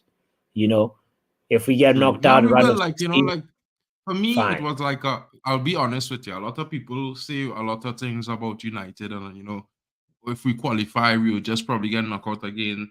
I think it was the biggest fluke that United was knocked out when you look at the amount of goals United score in the Champions League. In 4 games, we scored 12 goals. We wasn't scoring in the Premier League, but we were scoring in the Champions League. Just imagine, in comparison, Newcastle scored 6 goals in all 6 of their games combined, right? So when people not saying that, Newcastle will probably get knocked out in the group stage again next year, but they're saying it about Man United, who scored a total of 14 goals in 6 games, one of the highest scoring teams in the tournament up until the group stage ended. So for me, it's like, I feel if we get Champions League next season, we'll be ready for it, because 2 things are saying. One, the squad that we have finding a rhythm, young players that we have, they're finding that chemistry between themselves, and we probably will be getting players in the, some few players that will bolster the squad, that will be able to not see a drop off when you see we make substitutions or we make changes or rotate, as heavy as the drop off is currently at the moment. GV and Kush do not want to hear the fluke comment. The fluke take. Well, like I said to Drex the other night, that are going to be more supportive and positive, and try to be one of the persons to proactively lend support to the team, because right now they are all we got until the end of the season. So, like, in keeping with that tradition, Papi, it was just yesterday I said it, as well. So I try not to be too critical of Onana, So, Kush, you know me, bro. You know me, bro. And I'm pretty sure everybody heard what I said about Onana not 3 weeks ago, right? So I'm trying to be a little positive and supportive of the players at the moment, and that's about it. I mean, he's in the top 5 for clean sheets in the Premier League. You gotta be. True. And he actually had a decent game the last few games, with a clean sheet in between. So, you know what I mean? Like, I chalking it up to first season jitters. Let's hope next season it's different. And you know what, guys? If we finish top 4 this season, I say, well, next season we'll be able to at least maintain, which means we'll play a better Champions League, and I feel we will definitely walk the group stage next year, in my opinion. I don't know why I'm saying it, but I feel like as a general gist, United is not that team. And if people know about history with United, it's only once we ever went out the group stages in the Champions League before, and it's never something that has happened in back-to-back seasons if we make the Champions League. Yeah, it was GB. I acquiesce to that decision, that analytic statement, that it was, and it's accurate that it was. GB is dead on. Like, Onana's name is Karius. Bro. Weeks now. Since December, GB is Karius. GB on Karius mode. Yeah, Andre, Kush. is it Andre Karius Onana or is it Karius Andre Onana. Onana? What? GB. Karius Onana. Karius Onana. That's what He's yeah, that's KO. what GB He is saying. KO'd us That's what out of the GB is saying. Champions League. Yeah. He took us out so single-handedly, to be fair. You know what I mean? Oh boy. Like, in my honest opinion, how you concede 2 free kicks at in the same position was like impossible. Yeah, no, the way he made ZH look Bro, like he a makes one. ZH. That first free kick was such a meal. Oh man, you are successful at it, bro. You are successful at it. You just like, for me, I was like Karius trying to connect it, but then I always remember you always call him Karius. Yeah. But you know, I- Papi, another thing I wanted to mention to guys, I don't know how true it is, but it looks like we might be recalling Alvaro Fernandez this week. we I don't know how man, they're we doing should. it. Wait, are we doing I it don't know how they're doing mid-season? it, but I feel you could. It's a loan. You could break a loan mid-season, but Yeah, it yeah, probably yeah, will yeah. come at a it probably But will that come at doesn't happen a often. cost. So like that's what's surprising. That United might have to pay them €1 million or something for breaking the clause. But come on, whatever, Ineos. it's been. I saw it on Making It Wrongs on Twitter. Quite a few accounts were talking about it, including MUFC, MPMB or something like that, or MCM. We need him. We need him. We need People talk about Harry Hamas. I don't mind Harry Hamas. You know, I'm always one of the fellas that would champion the youths, especially the ones that I feel like capable and ready. Because I watch them week in, week out. I just worried about Hamas because he recently turned 16. It's not like he's been 16 for like 6 months or something. You know, he's been 16 for like about 2 months so far. You know, So he's younger than I just feel Lamine like, Yamal. Damn. yeah. But he's very good, very good. He's Luke Shaw with the actual footballing intelligence at a young age. Oh wow, Luke Shaw with the IQ. Ooh, Roma came so close again. Feyenoord have been bailed out by that goalkeeper. This is interesting. Interesting. I don't know. I feel like it's still 1-1, and we might see extra time in this game. The way it's going, 76 minutes in, and still 1-1. I'll be honest with you. Extra time will suit Roma, not PSV. Not Feyenoord, I mean. You know why? Because Roma have players in the squad that experience. If you watch the baller for the last 3 minutes, you know, you notice he ain't really running around too much. He moving around, you know, he conserving his energy. If you watch some of the players on the Roma side, that's what they're doing. So they don't already set their mind. Listen, rest 2 minutes, I could run 25 minutes after that, you know? Yeah. There's a young Feyenoord team that they're playing against that doing really well.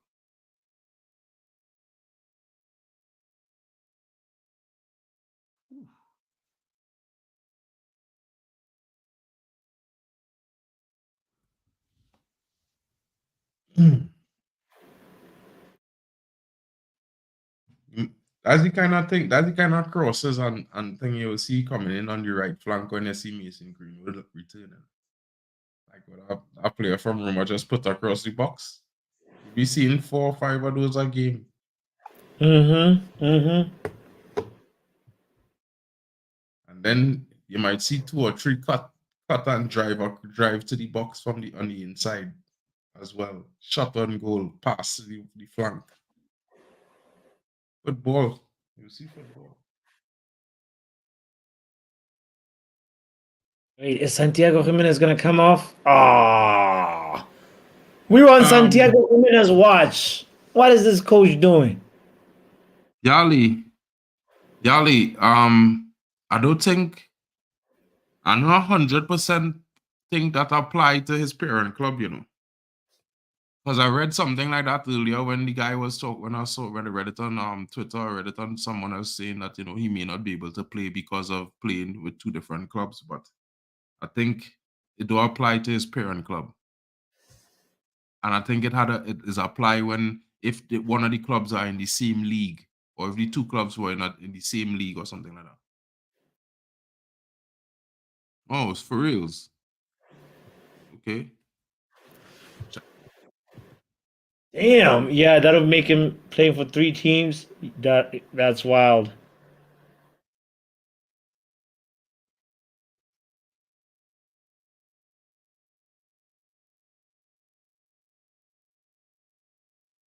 Yeah, they are allowed to be registered with a maximum of 3 clubs in one season. This also applies regardless of what country that player has plied his trade in, whether it's in Europe, Africa, or South America.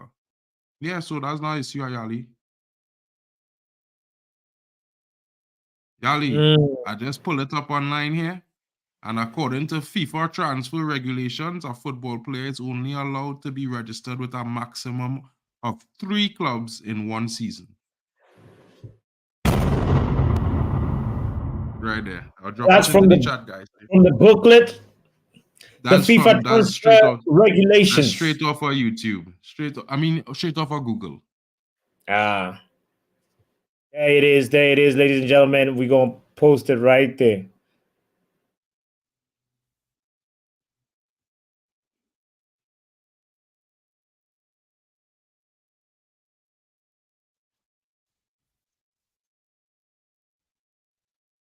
Oh, so yeah, but he can be registered for 3, but he can only play for 2, though, right?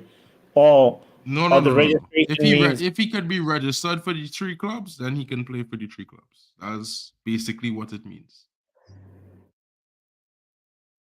What would be the point of Because registering? I asked if the question I asked to Google was, can a footballer play for 3 teams in one season?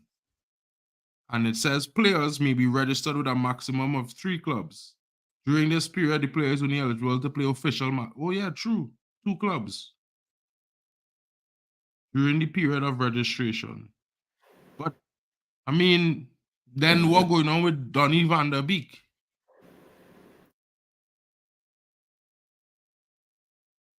Yeah, Donny isn't in Frankfurt's team today. Is he ineligible? Asks GB. That's a very good question. What's going on with Donny van der Beek? Frankfurt in what, Europa or Conference League? Conference League. They lost to Union, or are losing to Union right now.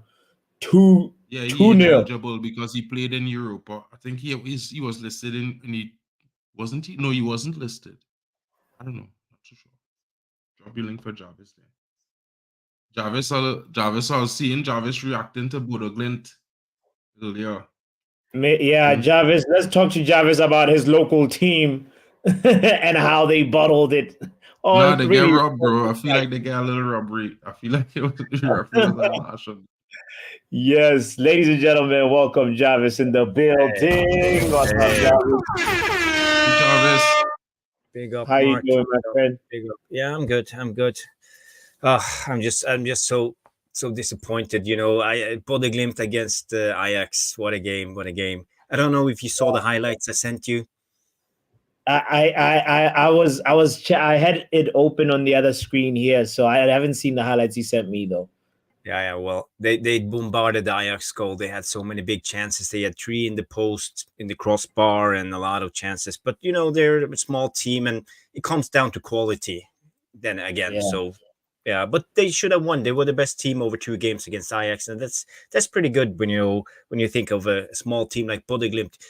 If you don't know, it's a little city in northern Norway. It lives about 50,000 people up there, and they qualify to Europa League or Conference League almost every season. 2 years ago, they beat Roma 2 times, 7-0 one game. You know, it's like a fairy tale in a way because they're such a small team, and I think they have like 5,000 or 6,000 spectators at their home ground. You said how many spectators? Say the number again. 6,000. Wow. Yeah. And they have basically no budget. They're like amateurs. Wow. So that's the thing, and they're competing in Europe. That's a testament that this is a team sport. This is a real team sport, and if you actually put in the effort, you can actually go far. Do you know anything about Knudsen, the manager? Yeah.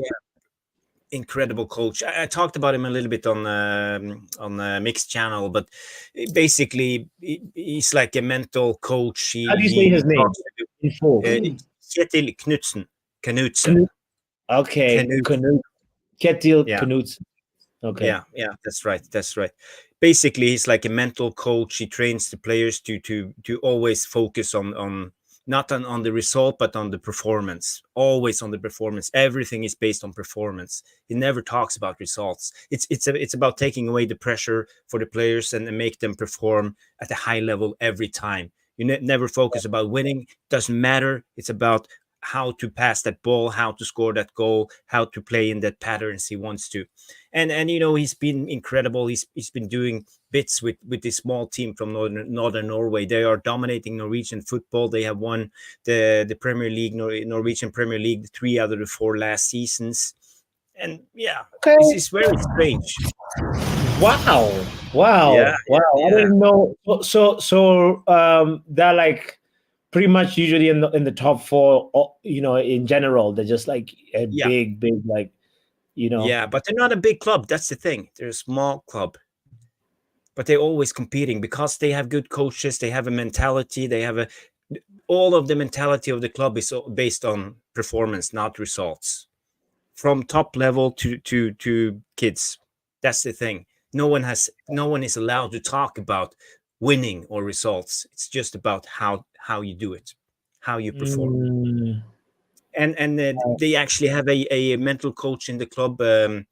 He's an ex jet fighter pilot, and he always like talks about mentality, how to stay calm and focus on what to do all the time, not lose your mind. So it's pretty cool. Nice. Well, hopefully next season this doesn't deflate them too much. Hopefully they come back fighting. The thing is, when they do good in Europe, they lose probably all their players, so they have to rebuild the team every season and buy like 6, 7, 8, 9 players. Damn. Yeah. Wow. So it's cool. How is the Roma game going? Still 1-1? Somebody, Diego Llorente, has been taken off through a stretcher, and it looked like a bad injury. But there's a new guy called Ndika that just came in. And Dika is not a new guy. He won the Europa with Eintracht Frankfurt in the game. Sorry. Well, yeah. My bad. New sub that just came in called Ndika, and it's still 1-1. What minute are you on? I'm on 86:30 now. I'm on 86:10, so you have 20 seconds. I will just rewind it 20 seconds then. Please. Jarvis, I wanted to ask you a question. For you, I haven't seen you in a while. I wanted to ask you about what you think about Crystal Palace's new manager, Glasner, the guy from Eintracht Frankfurt who won the Europa with them. Basically, I can't lie. I don't know much about him, but if he won the Europa, he's probably good. But is he like the regular German style of coach, or like Gegenpress 4-2-2-2 coach, or what type of formation does he play? 4-2-2-2. Yeah. So basically, it's like Jurgen Klopp, Ragnick lookalike. I know. Well, that's exciting. I like teams to place like that if they get it going. Yeah, it's always cool with try and bring the rock and roll to Palace. Is that what you're saying? It's not really like the rock and roller club, but it's similar. You know what I mean? It's the same beat per minute. I know. By the way, what tea are you drinking, Jarvis? Now it's Twinings Earl Grey. Earl Grey, nice. Basic. Get right here, man. I thought it was something nicer. No. Just regular. I have like 2 drops of lemon in it and no sugar. Yes, that's the way. I try to drop sugar because I'm too old for sugar. No, sugar is not good. I hear you. Yeah. You should try agave. I just tried when I was in New York just 2 weeks ago. I never thought of agave as a sweetener. That's actually a good that can be good, but I was just like, Very surprised. Lukaku, he bottled it. What? Lukaku, he had it on the plate, bro. Do you see the chance that has come? Timberland boots all the time. Timberland First touch. done it again. It fell to his left, and then he pushes it to his right, and he just couldn't get the ball out of his feet properly. Wow. Yeah. Anyway. So agave, that's the thing. Yes. Agave, Sweet. yes. Yeah. Cool. Yes. Cool. Do you usually drink tea or? Yeah, I'm a coffee? big tea drinker. Yeah, that's why I'm like, oh yeah, agave is a nice thing to add. Check it out. That's not bad. It's not thick like honey, but it's like it does the things, Question for Jarvis from Yale says, do you know the status on Williams? Is he injured? Is he someone we could recall and help us through the season? Also, I hear there will be an update on Malacia tomorrow at the press conference. There has to be. I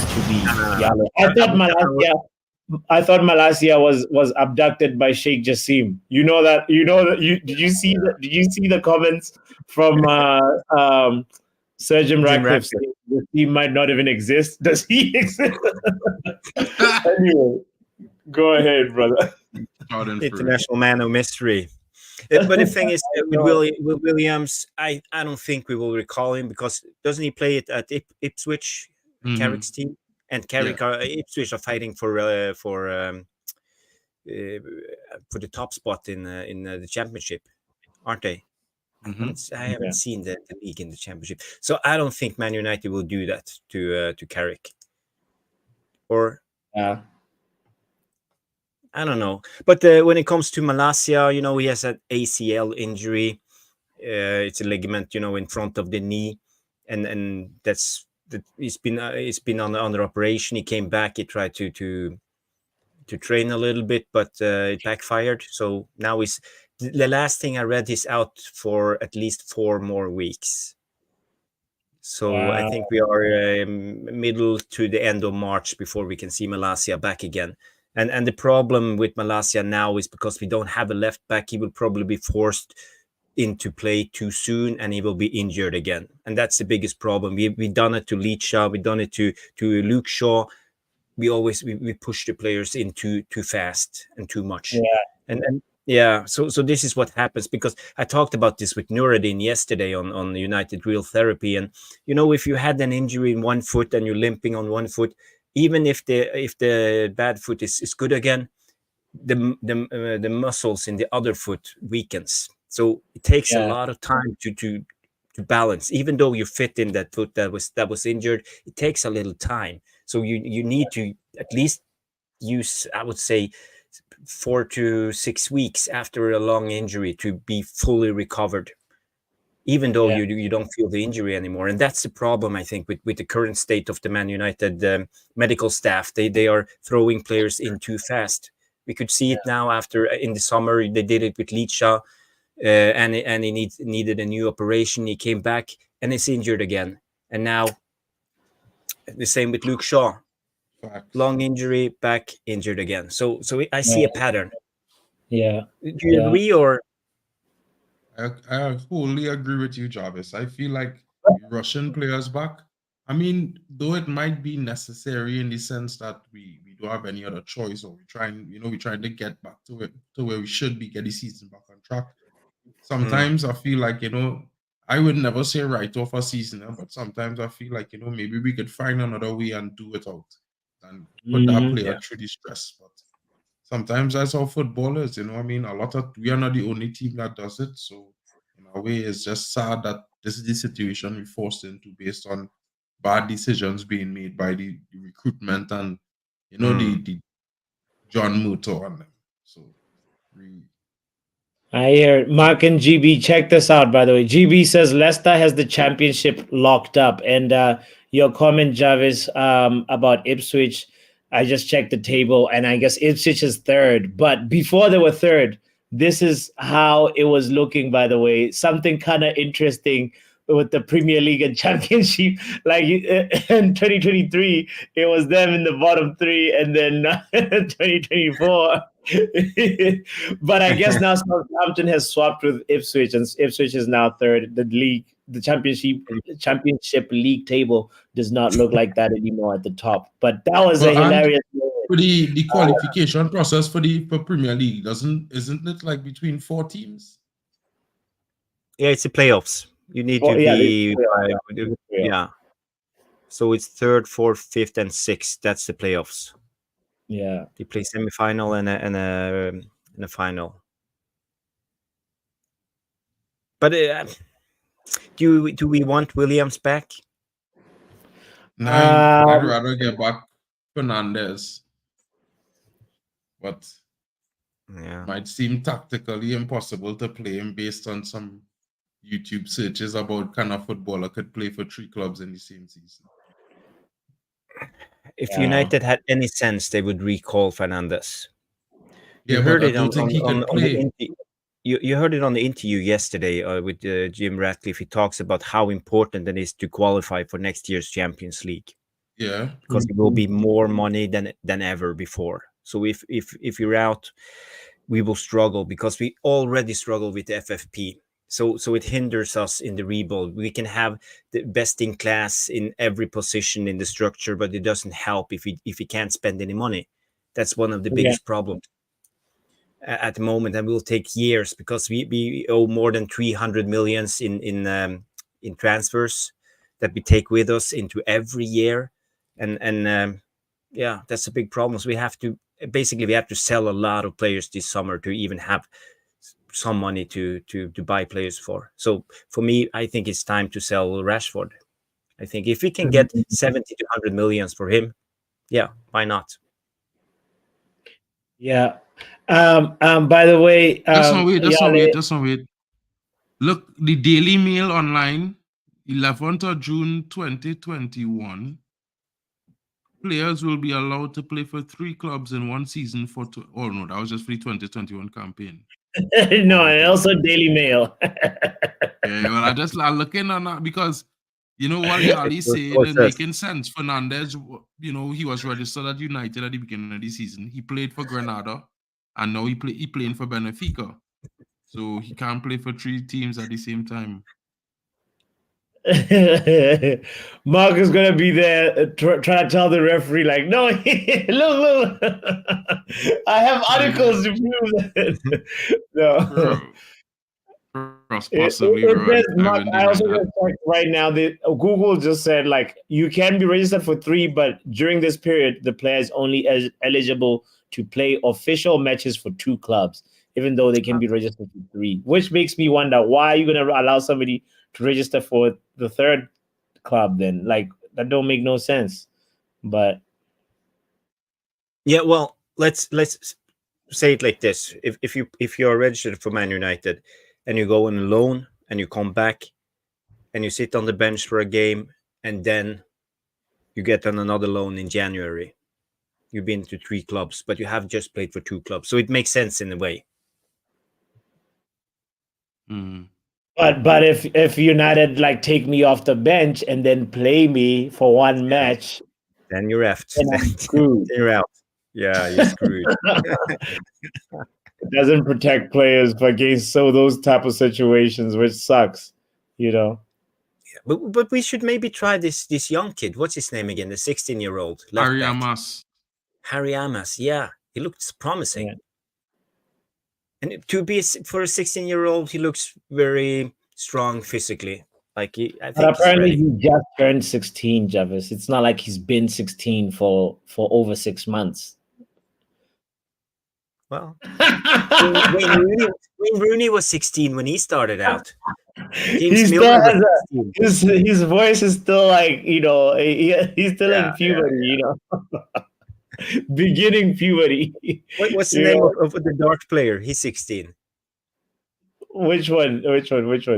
Luke something. You know, the English phenomena. Like he looks like he's 30. I know who you're talking about. I can't recall his last name right now. Yeah. What's his name again? I hear you. 13 likes, guys. We appreciate everybody that's hit the like button. Thank you, Superfly, for checking that out.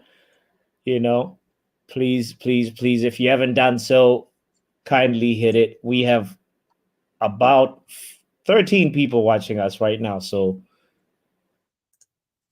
if you haven't done it, please do it. Superfly says, you all right, Jarvis? I'm halfway through that stream from last night about Sir Jim Ratcliffe, and it got heated. Yeah, last night's stream, that was fantastic. Yo, I saw part of it. I'm not even done with it yet, too, Superfly. Great entertainment. Yes. And yeah, that was something. But Nuruddin, when he gets triggered, but he talks. Yeah, He's Nuruddin- genuine. He talks Yes. for real. He's not acting. That's No. who he is. Yeah. And I can respect people who are genuine. Yeah. I remember somebody gave a super chat that was just for Jarvis. Just for Yeah. That was just so funny. Give me some support. It was Craig Warby. It was Craig, exactly. Yeah. The only thing I was cracking up. mad at Nuruddin for last night was he take away Dwight your goal in the treble winning game, and I was like, wait. Last I checked, Beckham crossed the ball, Dwight York Yeah, scored gave it to Andy Cole. Yeah. He gave it to Andy Cole. I was like, bro, Dwight York scored the goal, bro. Trini moment. Don't take it away. Country done tiny. Oh man. It's the end of the second half, and it's, as we said, it's still a draw. We're gonna see 30 more minutes of action. And hopefully there'll be a winner by then. If not, it's going to penalties. This has been a snooze fest. The second half has been more defensive than anything from both sides, honestly. Obviously, what's his name? The guy who came off on the stretcher. We hope that he's okay. Llorente. We hope that Diego Llorente is okay. And yeah, let's check on the other games real quick and see what are the score lines right now for the other ongoing games. Sparta versus Galatasaray is at the 90th minute mark, and it's Sparta leading 4-1. 4-1. Wow. Galatasaray is about to be out. Ooh. Good, good, good.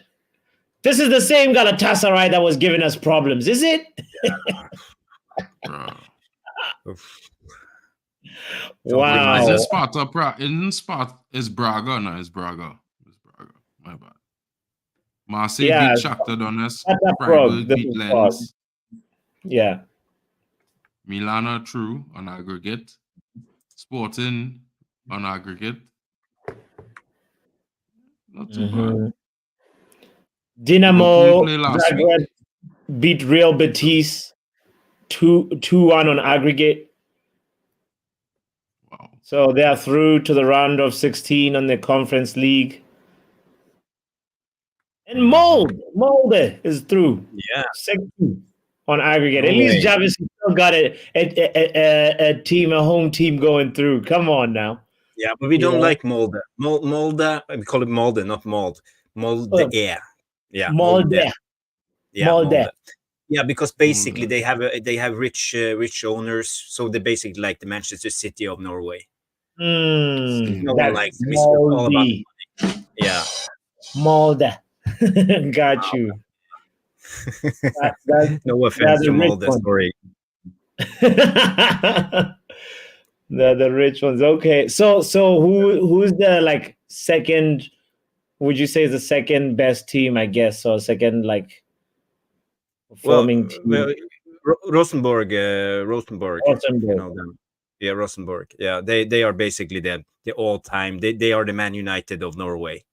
But they have Gotcha. done the same as Man United, and they're not performing. They are like 5th, 6th every season, and they buy new players, and everything is like too much pressure on the coach, and the audience demands too much, and they want to win every game. And when they lose 2 games, they fire the coach and bring in another one. So it's always chaotic.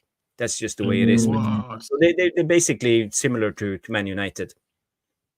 They have lost the legacy. Lost the plot. Legacy club. Yeah, well, they won the league 10 times in a row or something, and qualified for Champions League like 10 years in a row. Wow. So, wow. yeah. Wow. Big club. Yeah, but everything went to the shitters after a while. But they had a lot of good Oli was players there. coming from the. You remember John Carew? Yeah. Yeah, he played Striker for from Norway. Valencia, Aston Villa in the Championship. Yeah. Yes. He was really good. A lot of good players from Rosenborg. Oyvind Leonardsen, who played at Liverpool. I don't know, a lot of players.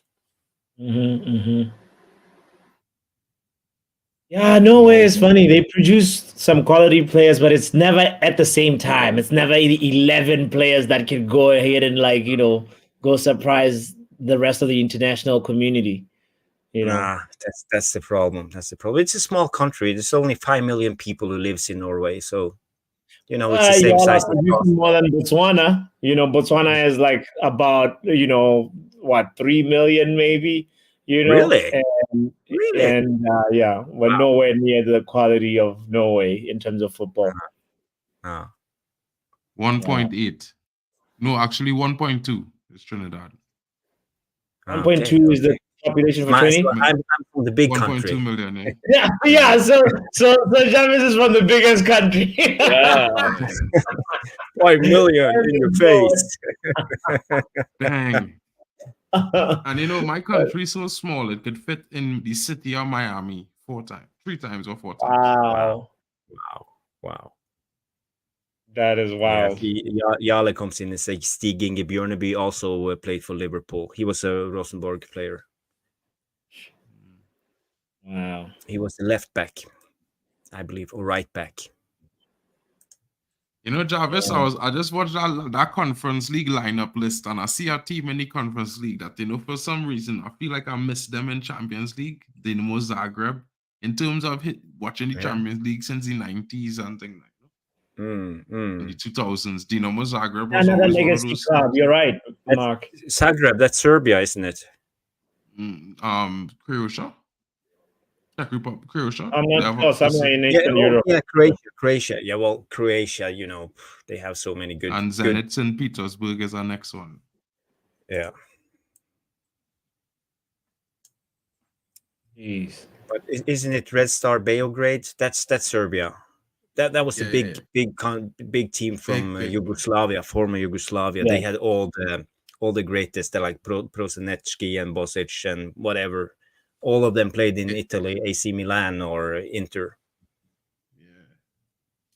In the 90s, and you got to remember, Italy was the biggest and best league in the 90s at the time.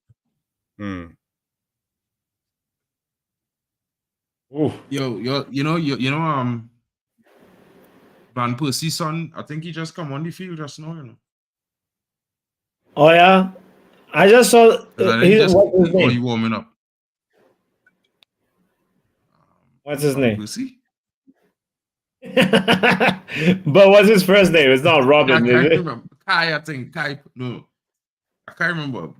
But I swear I could have seen him run on the field just now, because I know they was asking Van Persie about him this week, and when they was talking about Feyenoord now, because his son is play for them, and he was saying his son was complaining about losing a game, and he was blaming the other teammates and thing, and Van Persie was like, "Bro, okay, you sound like a loser."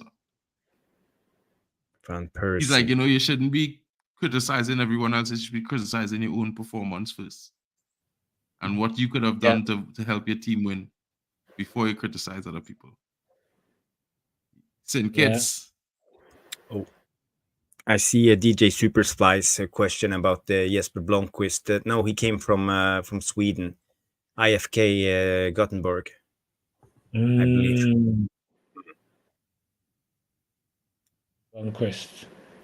Legendary players. Another legend is in the building, by the way. Shout out to Stephanie in the house. Big up to you. Stephanie says, shout out to Jarvis, Papi, and the Power Hour legends, and Mark as well in the building. So shout out to you back.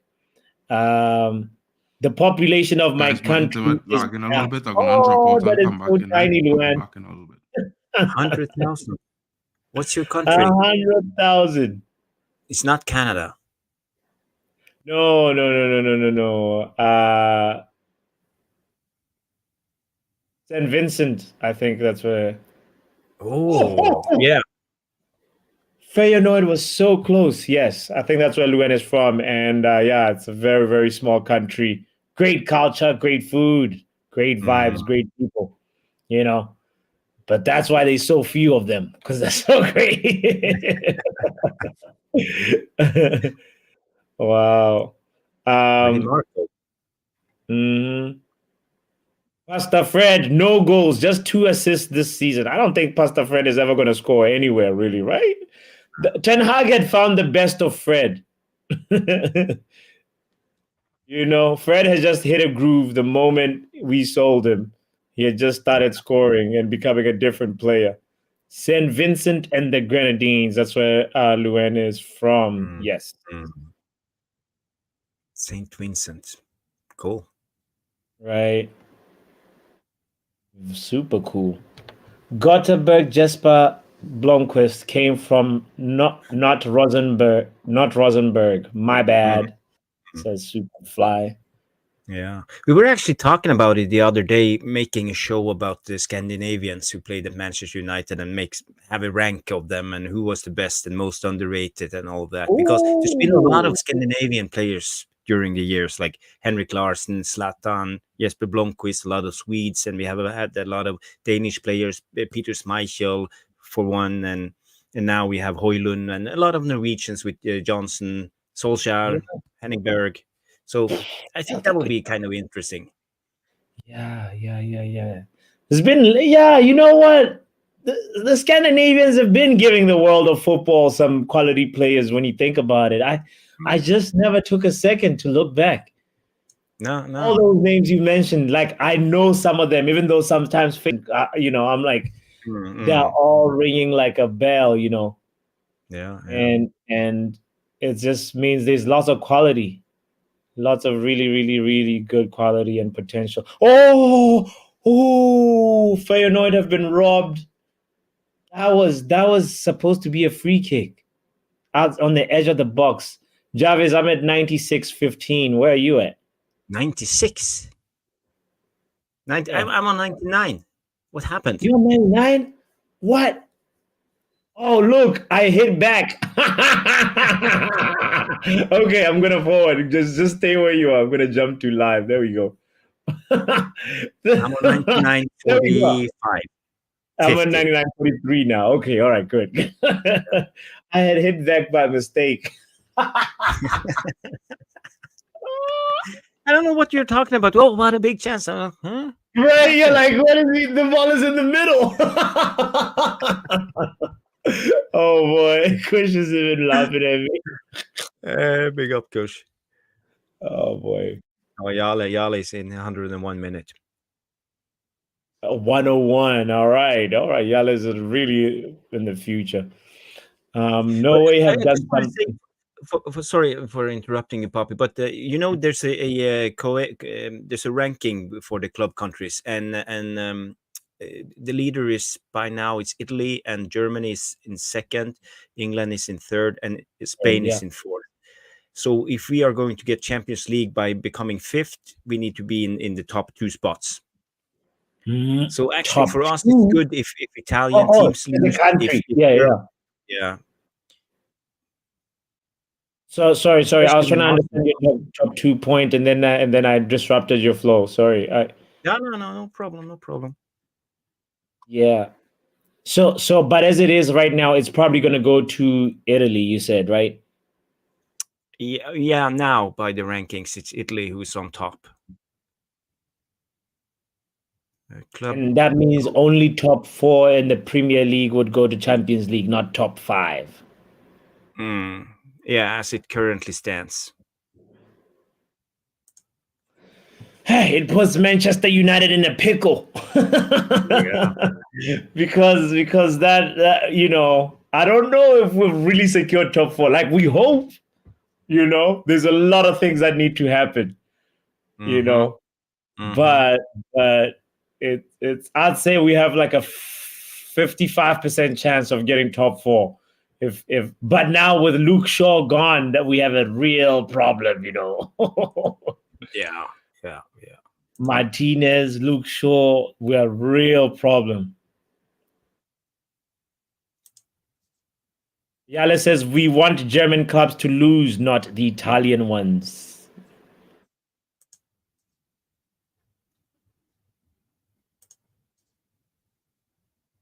Do you think, by the way, that Thomas Tuchel is going to turn it around? That they lost 1-0 to Lazio this week, and in a few weeks they'll be playing the second leg. Do you? Where are you on that? Bayern Munich With Bayern. Well, I got to be honest, I don't follow German football that closely. But Bayern, they are really good. But it's always a mess when it comes to Bayern. They have so high expectations. So if they lose one game, it's everything is falling apart, and they're sacking the coach. And I don't know what's going on at the moment. Is Thomas Tuchel out, or is he still in? He's going to be out at the end of the season. That's he announced that he'll be done at the end of the season. Which is weird because it's like, what are you doing? Why are you holding the seat hot? Like, move. Like, imagine Jarvis. Imagine you are a reserve player, right? And you know that this manager is going to be gone. Yeah. Like, not picked in the starting lineup. How do you apply? How does that affect you in your training, day-to-day training? Like, do you apply yourself more? Do you like reserve yourself? There's a lot of like, it's just not healthy. It's not a healthy recipe for me, And Mark is saying, who are the hipsters linking Thomas Tuchel to United after his disaster class? He wants to come. He's working for United. That's true. Yeah, he is. If you share my screen here, Poppy, I will bring up Let's see it. This is the ranking at the stands at the moment. It's Italy is on top, Germany in second, England is in third. So basically, Italian teams should lose and German teams should lose. So you see, Italy has 7 teams left in the competitions, but because it's not just Champions League, it's Conference League and Europa League. Okay. Yeah. But also look at the points that Spain has. So Spain could also pass. We could see a situation where Spain passes England, don't you think? No. Italy is on 15,142, and Germany is on 14,0. Yeah. Spain will be up there because they have Real Madrid and Barcelona and Atletico Madrid. They will go deep into. I believe. And Real Sociedad will probably not go through. They'll probably be the only one that get knocked out. But this is really, really interesting. Nice. Wait, I can't believe Portugal is that far down. What? Below the Turkish, below Czech. What? Really? Yeah, it's on UEFA page. I think. Are we reading it right? Or it says 1. Yeah, Italy. That positioning right there means Portugal is 10. Wow. Norway is in 14th, 2 teams, but it's not updated with the last couple of days results. So we can check next week and see how we are. Okay.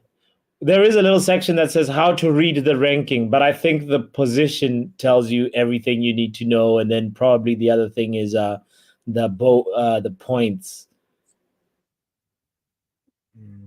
Yeah. Points awarded, all wins, group stage, 2 points. 1 point. Okay. Yeah, so the bonus points and stuff like that. So it's complicated. Well, Manchester United did not make it out the group stages, and so did Newcastle. So, it is what it is. Wow. Yeah, it is. I would have never thought that Portugal would be so so far below, That's Mm-hmm. yeah. A So where simple did EFF you would suffice for Sir Jim, says Mark. EFF? EFF? Yeah. I don't know what EFF stands for. You don't want to know what popped in my mind. All right. Are we going to skip that? Yala says it was very bad that Newcastle and United did not do well. Yeah. True. Newcastle were in the group of death, though. So I would have wanted City to be put in that group of death. Why didn't the gods just give us that? Manchester City be in Group F, battle it out, give Newcastle or Man United the Leipzigs and whatever the group that they had. They had young boys. City was playing young boys, same group as Yeah. young boys. Come on,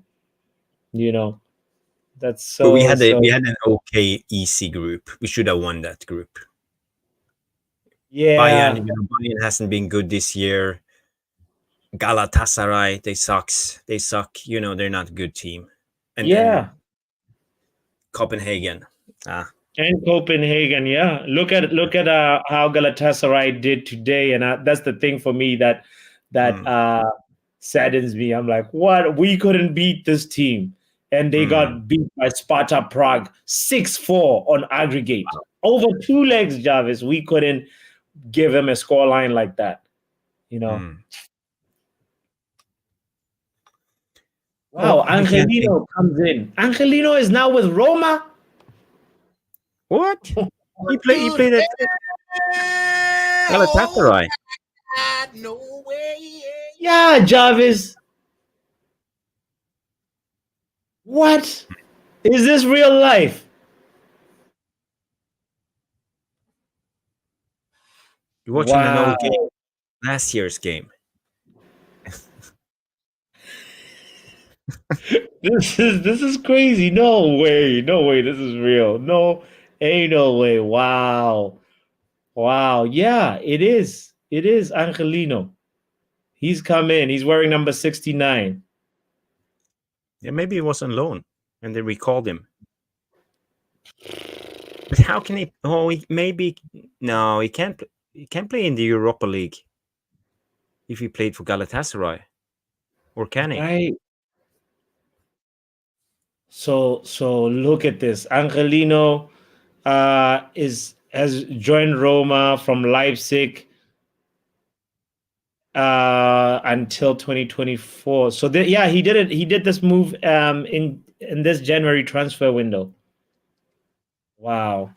Okay. But before this, like also that's so funny. He's been running around between Roma and Galatasaray and Leipzig. He's a club hopper, and Man City and Hoffenheim. He's really been hopping around. Angelino, man, wow, great life. He's got friends in different area codes. Yeah.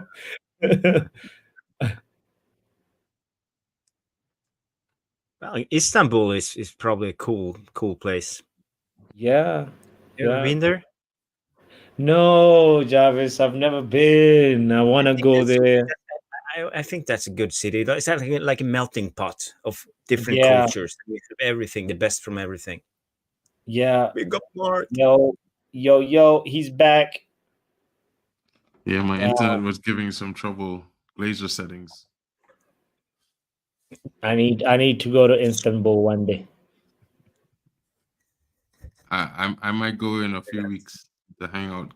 Two of my friends from the city, they're going to Istanbul, and they're like, "Yo, come go. We're driving. We're gonna fly there." So they have an extra ticket. I just have to give them the money for the ticket. I just go. I don't know. Man, I need to have friends like that. What? Extra ticket? Yeah, but I'm not that far, bro. I'm in Germany, so it's like it's not really that far. You should catch a game with Fenerbahce or Galatasaray while you're there, because I heard the atmosphere is crazy. I will try to. Depends on the days. I haven't checked it yet, but I'm like probably gonna go to Amsterdam next week for like 2 days. It's like a Nice. drive down, bro. It's like an hour, like 2 hours from here. Don't go to the red light district. No, nine, bro. Like, bro, You it's kind of should. weird, What are bro. you talking about? It's a tourist destination. Bro, like, Yeah, you know, okay, like okay. it's cool. Like, I've been there before and whatever. But it's like when you know what's bothering me, bro. Like when I'm walking through there, like I feel like they can tell I'm not from Europe because everyone is like, I'm like, there's so many other people walking around. You're not telling hi. You're not walking up to them. You're walking up to me. Like really. Oh boy, face palm by GB. Bro, I'm like, what? He's like, how did we get to this?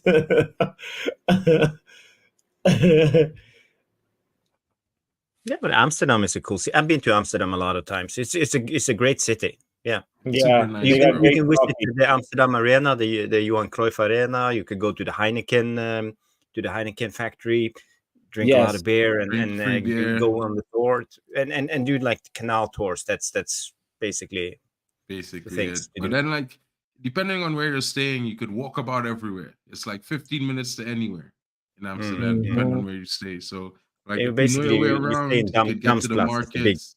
big center. Yeah. So like And I lots of stay in the bikes. center. People, people on bikes. All It's the like, Yeah. bro, Wow. Yeah. bikes have more rights than people walking in Amsterdam and cars. People on apparently you bikes, gotta bro, get when a they're license. coming, make sure you're not in the way, bro, because bro, you could get charged. You could get It's fined for crazy. standing in the way, causing them to fall and stuff. Wow. And if you're into art, Mark, you should go to the Van Gogh or Rembrandt Museum. I went to the Rembrandt. Yeah. It's pretty nice, and then they have this tour that they do where they take you to where he used to live, and they take you through the. It's like now a restaurant and bar, but you know it's in one of the buildings that lean a little bit. It's pretty decent. It's pretty nice. Yeah, it is. You know, It is. my mom and them went to the Anne Frank Museum and stuff. It was you had to register in advance to get in, and you know it's really it's got really nice. Yeah, I've never views. been into that. I just passed by with the canal boats, and oh, look, there's Anne Frank's house. Yeah, it's like in Amsterdam, like for me, the buildings, the picturesque view of the buildings is so like a movie set. Like, you know, when I used to go to school, there was a back lot and they had like those fake cities and streets. Amsterdam gives me that old school fake city, like it's like a fake city, you know. But it's pretty nice, bro. Like, you know, if you know your way around, you could get about for everywhere. They got pretty nice food.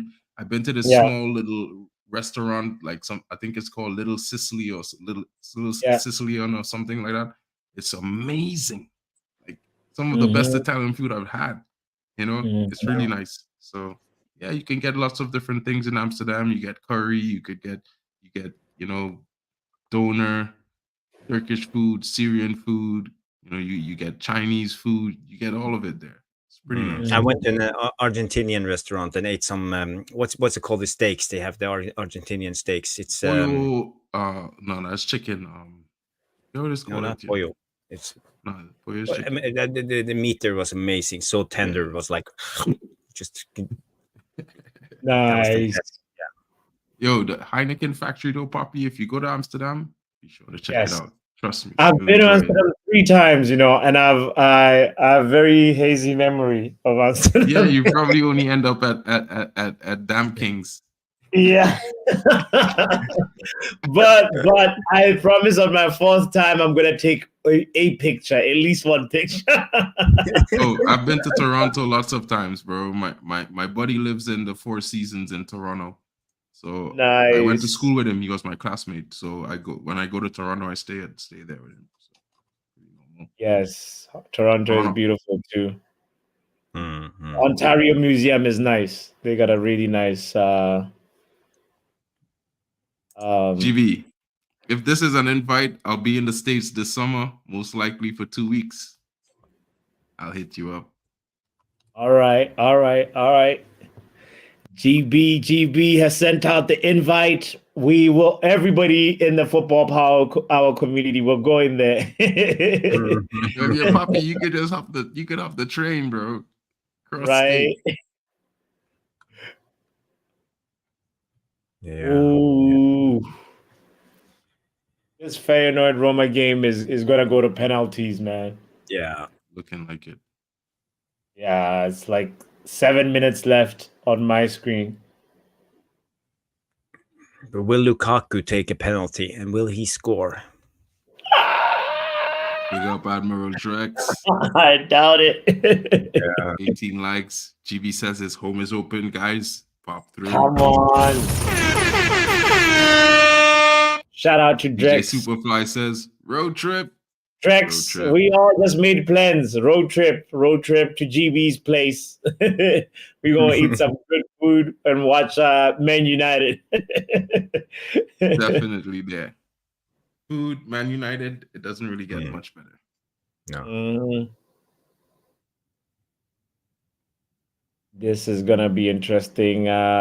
So you think somebody earlier on, it might have been you, Jarvis, you said this game will be suited for Feyenoord if it goes to penalties? Or did you say it's more It was suited me. to I was Roma? saying it would suit Roma if it goes to It would penalties. suit Roma more if it goes to pens. I just feel like for me, Italian teams have this thing with penalties. The goalkeepers is always come up with a save. You know, so it's just one of those things. Plus, I feel like, the Feyenoord team is a much younger team. So, might have some jitters when time comes. Yeah.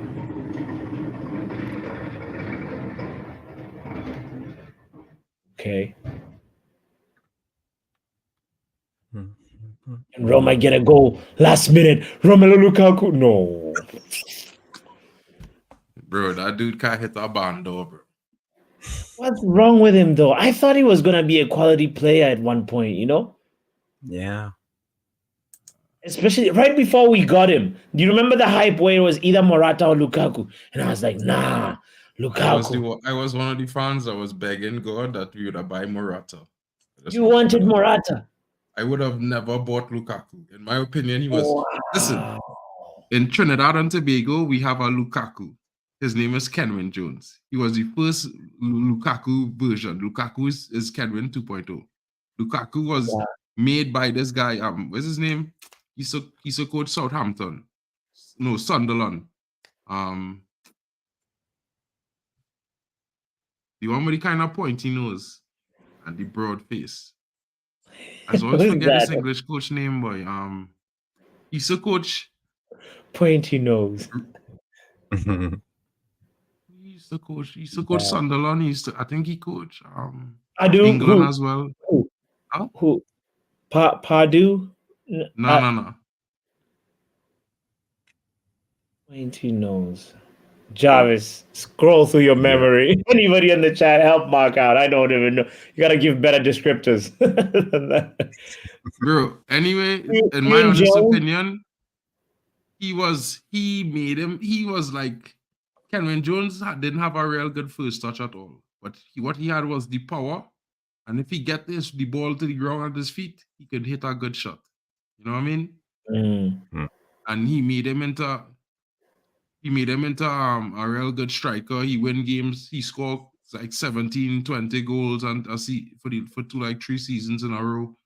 And then after that, he was done. Yeah. And Lukaku reminded me of that same exact player when I see Lukaku. I never rated Lukaku. He's not a natural. He's like pure muscles and power. And for me, you don't have the technique to be at the top level, and especially because players like him, they bully lower teams and players who's not as good. But when you come to the top levels, players like him, they're not good enough. Basically, it's too much on the power side, but they don't have the technique. That's the problem with Lukaku. But would you say Haaland has technique? Well, he has some killer instinct in a way. He has an eye for a goal. So the thing that Haaland has over Lukaku is eye for goal and finishing. But the rest are more or less the same. Yeah, but yeah, in a way. But I think Haaland is a little bit more intelligent when it comes to football. Yeah. Probably also faster. Yeah. Yeah, you I, know, yeah, there's always something Lukaku, that's a little rigid and stiff about him. He's yeah. not like, you know, it's not seamless. It's not like, Mm. Yeah, he's not it's like pleasant on when the you eye try in a too way. hard. Hmm. Yeah. Oh well. Yeah, I see Yala comes in. Haaland's strength is he's in the right place in the right time to get chances. Yeah, yeah, 100%, Yale. Yeah, and on Lukaku, he was good at West Brom. He bullied top teams. I think on the final game for Sir Alex Ferguson, he also probably contributed towards. He was one of the scorers, I think, against Man United. Um, but oh, somebody said when he cut his hair. Who said that? Hold on. Romelu was his own downfall, says Drex, and then GB says he cut his hair. That's what killed him. He used to have long hair, didn't he? Like Yeah, dread. yeah. Yeah. That's true. Mm. Yeah, and when he was younger, he played at Chelsea. He had the same hairstyle. Yeah, Mm. yeah. Long hair, Lukaku. But then I thought he had picked up form when he went to Syria, Inter, Conte, Antonio Conte. He was doing well, top goal scorer, I believe, but oh well. Yeah.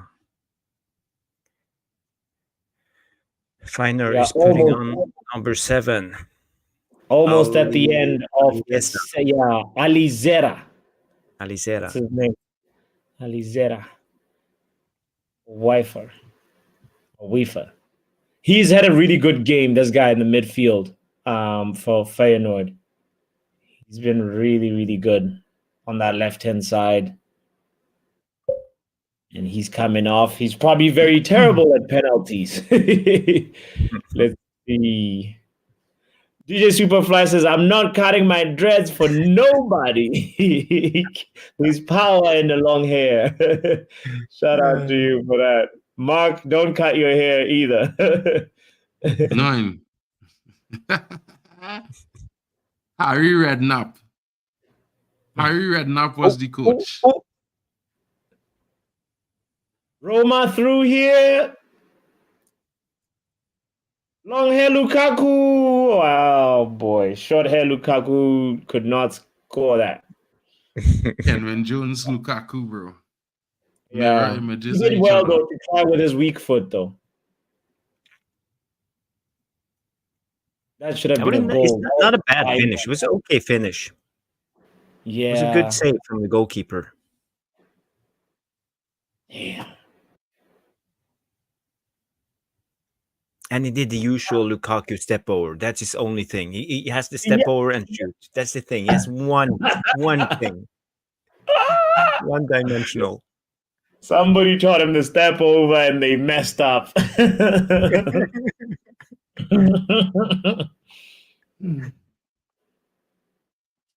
Yeah, it's gone to penalties. This one. Abraham still at Roma. I don't know.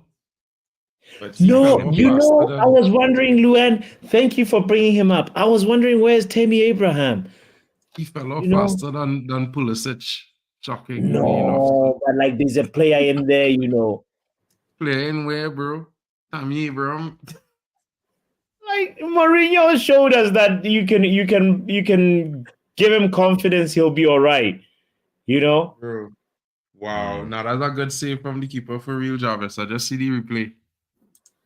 It was a good save from the keeper. Yeah, it was. Do better than Kenwin. So now it's penalties. Penalties.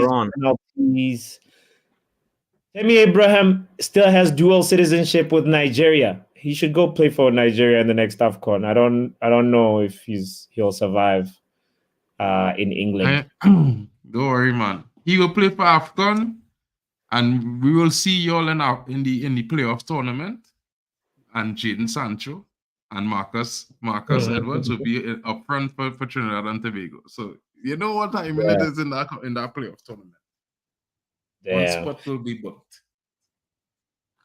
It looks like he's been injured, by the way, Tammy Abraham, with a cruciate ligament injury. He should be back at the end of the month, 29th of February.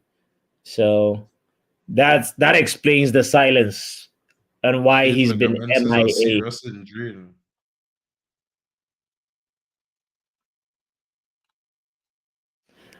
I think Stephanie is also asking about Mike Smalling.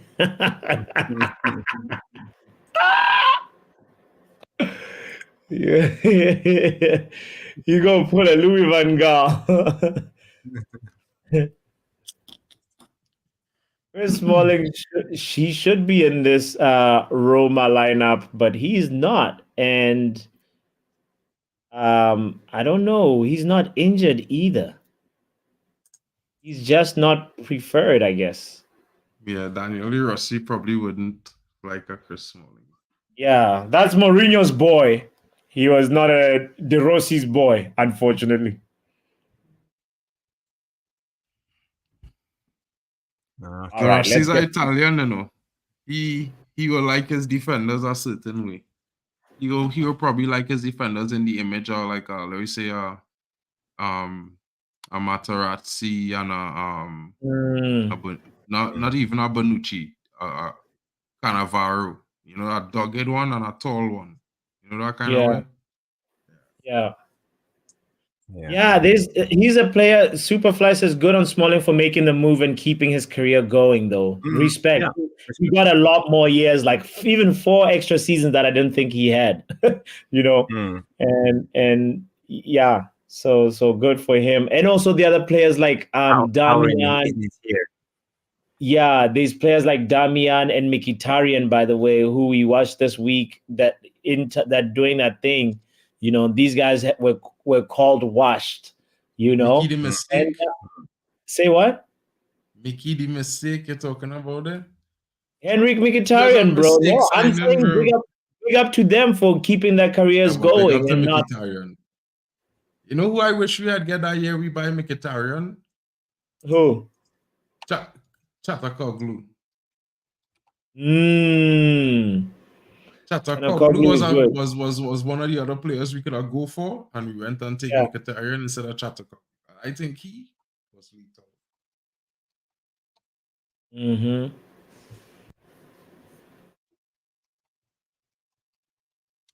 All right. Let's these penalties. Jarvis, we're gonna finish up these penalties. I know you gotta bounce soon. Yeah, I gotta bounce. Are you doing a stream with Nuruddin? Yeah, with Nuruddin. Jarvis is how to keep the peace, you know. Jarvis is the referee, the official referee of the stream, you know. And the peacekeeper. Yeah, bro. So when you guys are done, jump over and watch me on Nuruddin's channel. But stay here until it's done. Later, my brother Jarvis. Yeah. Have a good one. Bye. Big up, Jarvis. Have a good night, man. You're welcome here. Big up, bro. Big up. Mkhitaryan, bro.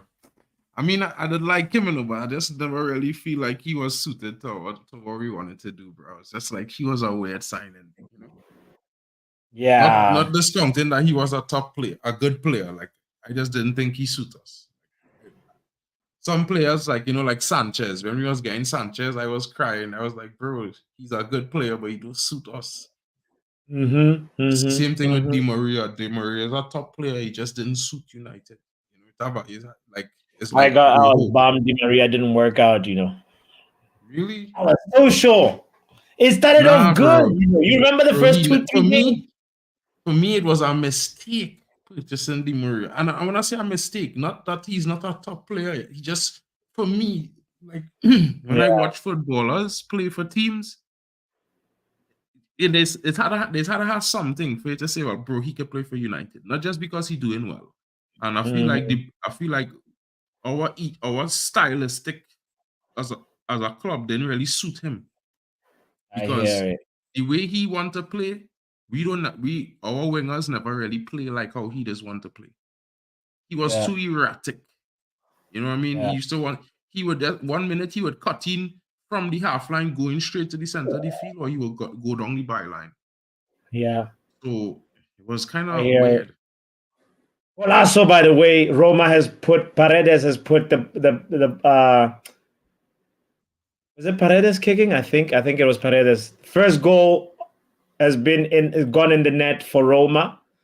Now it's Feyenoord's turn.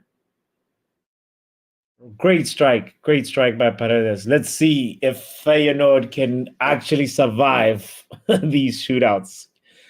This guy doesn't look confident. Who we swapped for him? Who? Mkhitaryan? Mkhitaryan. Alexis Sanchez, bro. Ah. Bro. Listen, this is why it is we questioning some fans.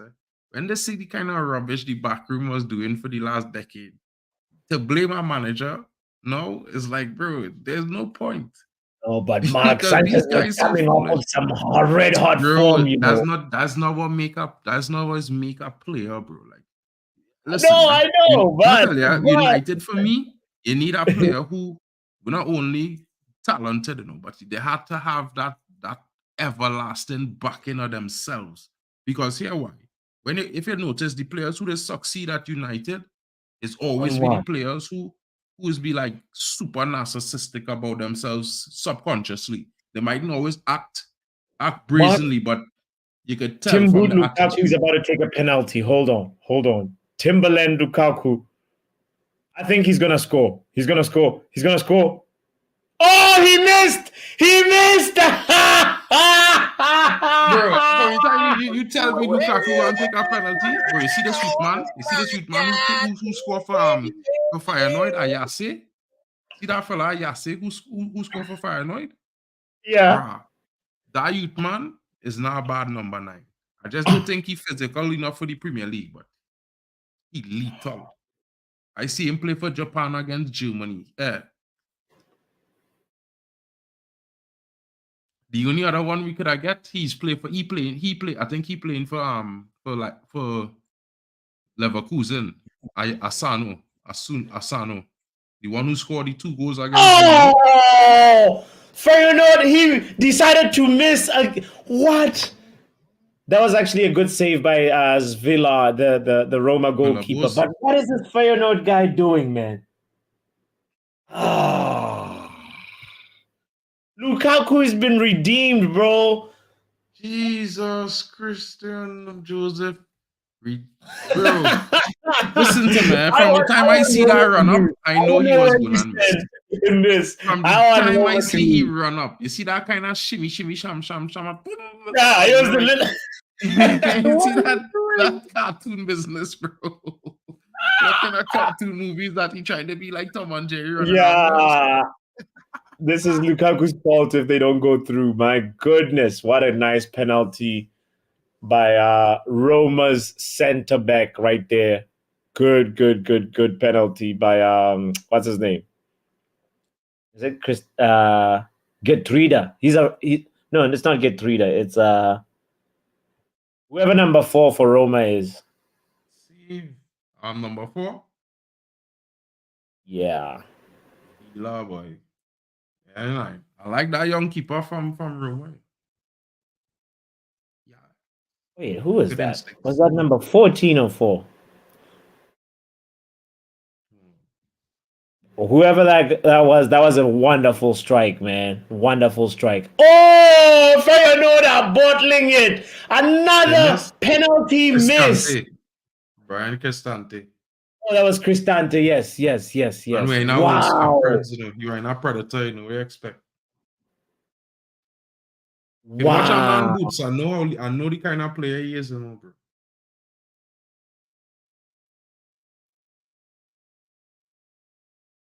Roma are going to be gifted a way into the next round by Feyenoord missing 2 penalties.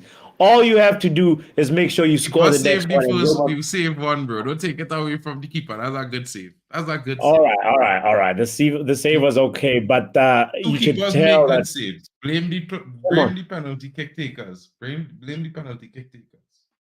Roma have made 3 of them. Feyenoord have to score this, and they go home.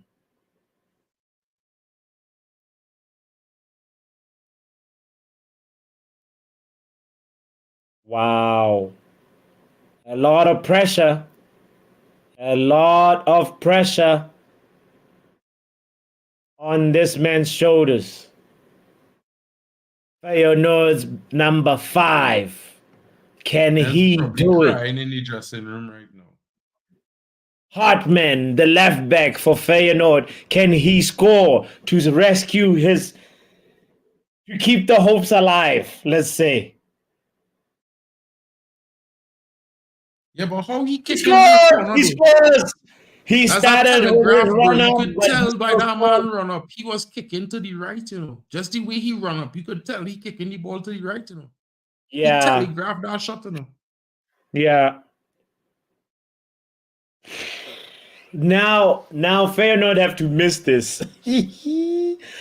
I mean, the Roma have to miss this. Roma scoring that, bro. Jeez. You know who taking that next penalty?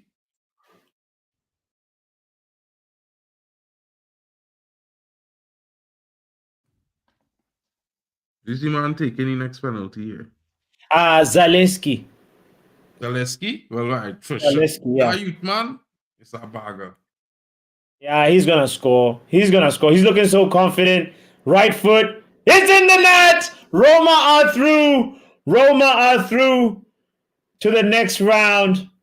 Yes, they made 4 out of 5 penalties. The only penalty that did not score was Romelu Lukaku, 007 agent. He missed it. He tried to also miss the final shot of the game in extra time.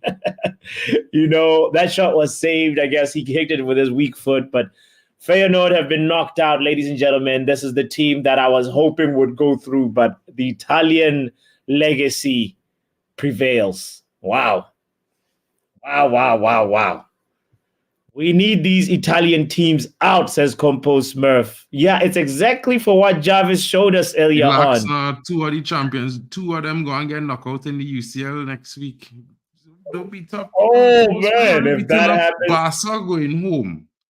You really think? Men really feel Napoli going to win in the burn-up?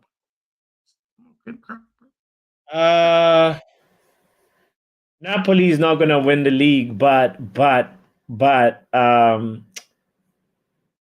what's the name? I feel like Barcelona at home have the edge. Listen, Barcelona, bro, let me tell you something. There are certain men in the squad. This is the bread and butter.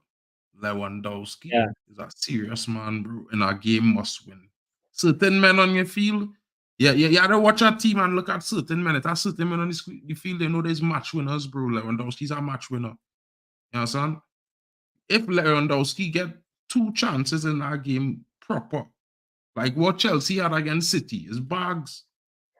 If you remove Nicholas Jackson and Sterling in them 2 chances that they get initially against City, and you put Lewandowski there, ask yourself the question, is 1-0 or 2-0? 2-0, bro. Yeah.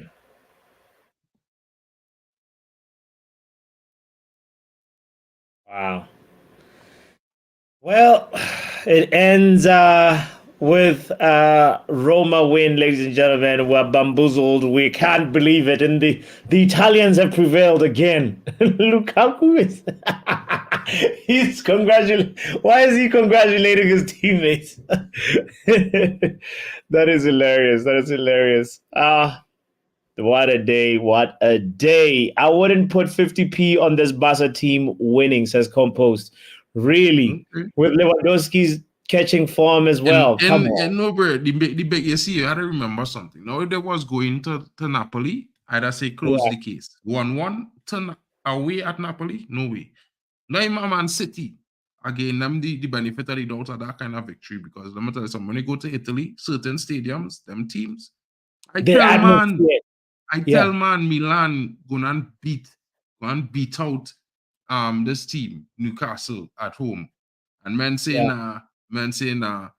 are certain teams, bro, in the stadium, when they're home, no. Certain match days, no.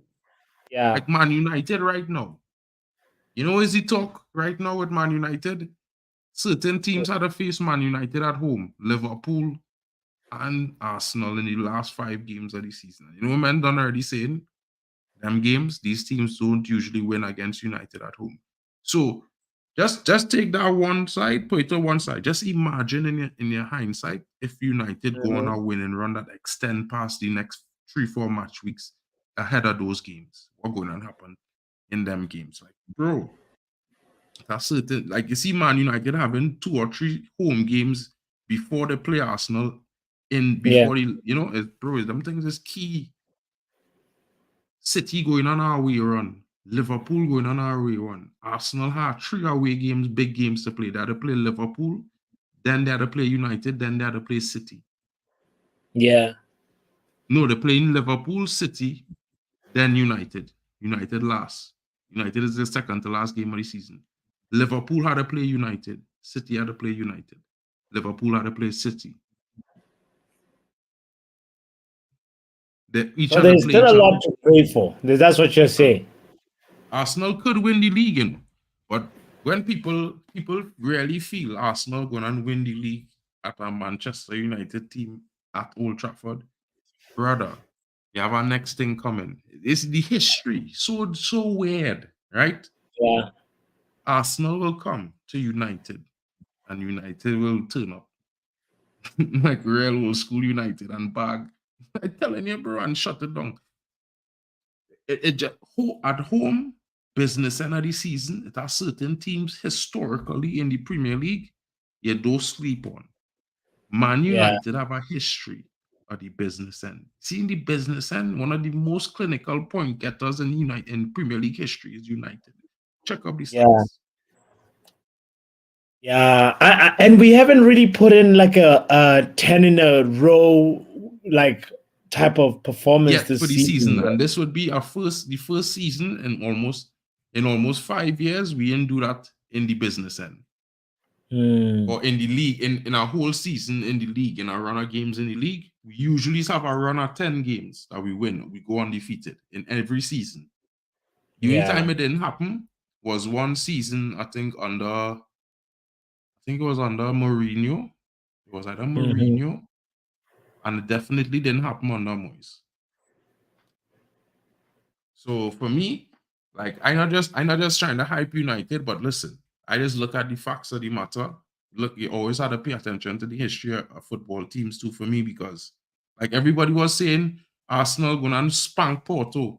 And I tell man, the Dragao, yo man, like, you are serious. You remember I tell men on the stream, I say, bro, Porto winning that game. I didn't even hesitate. Porto winning. Mark, you know why? they said this is Arsenal trying to get past Porto. No. If you really know the story behind that, if Arsenal is Superman, Arsenal. They came there with Superman energy. That's what it was. No. It's the opposite. Arsenal is dark side because Superman won that battle, bro. yeah, Luan. That's what I was saying. Is when I think it was like about 5 years ago now that it didn't happen. Like every season, and it's something that we had the longest streak of. We had it for like 24 years in a row. We always pick up a run of about 10 games that we win. We go undefeated. Last season, we was undefeated for 15 games or 21 games or something like that? Draw, and about 10 wins or 12 wins or something like that. Mm-hmm. So, no, but we should pick up, I know on paper we should pick up our form, but it's just the thing that scares me is the fact that we do not have the left-footed players from the back, talking to Martinez and Shaw. You don't beat up on that now, bro. Not everybody have. Look at all the teams that are the top right now. Everybody. No, it's just listen. The reason why I say that is because when Evans and Maguire get in there, like they can do the job, but like it's like they're fighting for their life, fam. That's small like thing. Listen, people. A lot of I hear like I forgot to ask Jarvis, but I hear Nerd and a lot of content creators talking about we facing 22 shots something, right? Yeah. But when our teams hit 22 shots and they have 4 shots on target, that's the only stat that actually matters, in my opinion. Because if you have 24 shots and 4 on target, you know what that tell me? You was desperate, and you was just trying to find a chance. And that is what. And if a team desperate, that's what you want. But you need your team now need to be clinical. You know what I mean? Because shots deflected shots outside the box is like a positive for defense. You know, when a team resorting to taking shots outside the box means they cannot penetrate the red area, which is the objective of every team, to penetrate the penalty box. So for me, I know our team not 100% there yet. I still look at it like we in our rebuild. We still have a lot to work on. You know what I mean? Last season we overachieved, right? I didn't expect this season for we to do better. That's just me. So for me, it's not that big of a deal because I was always aiming to be critical next season. Because next season I want us to not lose more than 5 games. Last season, I say we will lose 15 games, right? This season, I cut it down by 5. We still in cross 10 yet, right? So hopefully we don't. And next season, I'm cutting it down by 5. Because that is progression, in my opinion. And any top manager need at least 2 seasons to fully get the squad shaped in his to a sense to what he wants, the energy, the ethos, the discipline, the mindset, what you expect from certain players, because Man United changed systems from a counter-attack from possession base to counter-attack, and now going back to possession base. Because players are top players, it don't mean that they're multifaceted, all of them. Some of them just don't function in certain systems. You know what I mean? Like, you think we'll go back to that though, like to possession base? Like I hear we are it's back to possession base. Right now, we are at a possession base. The problem with the system right now is that certain players, and you have to understand, every formation, depending on the coach, they will have like 3 key players in positions, right?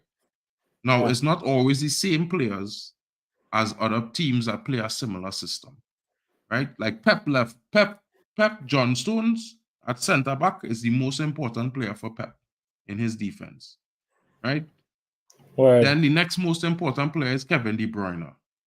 And after De Bruyne, well, it's obviously Haaland, right? Yeah. If you look at Mikel Arteta and Arsenal, their most important defender is the left back, Zinchenko, right? Their next most important player is Declan Rice, because he's marshaled the midfield. I can't even say Odegaard because he don't really show up. The next most important player is Bukayo Saka. Or if you're not saying Bukayo Saka, let me say Gabriel Jesus. But that's because Gabriel Jesus is go to the right and play just like Saka, a winger. That's his best position. Yeah. Not right. So for Man United, it's different. For Man United, is our centre back, the left centre back, is the number 10, and is Marcus Rashford, who's playing left wing, or the left winger. Those are the 3 most important players in our team, right? So the 3 men you need to perform at their best on a match day, any given day, at least a 7 out of 10 is those 3 fellas. Yeah. And if one of them off, the team is struggling. Yeah. We'll Now see. we could now if we was to remove the number 10 and put somebody else, and we could guarantee that the left winger and the central defender go and perform at a 7 out of 10, we will be fine. Yeah. But we are in no situation at no point this season where we could say, bro, the problem is really the number 10. It's really not him. And Luan will get mad at me. But it's really the left wing. Because the talisman of every team, and no, it's not a negative thing, it's a positive. It's showing its importance to the squad. When it's a talisman, you must show up on a match day. It's not about how you feeling. You have to get the job done. This is Yeah. what being a talisman is. And once he start a game, it could be for 5 minutes or 10 minutes. Once he start that game on all cylinders, bro, our attack is look functional. It is look potent. He could drop out of the game after that, but he must start the first 10 minutes looking dangerous. So this is why I say, look, you could chop it up and you could call players and you could think, but you gotta know your team. You gotta know your team. And for me, this is why I so want Mason back. Because I could close my eyes and know I gain 7 out of 10 from this fella. Consistently. Every Sunday. Yeah.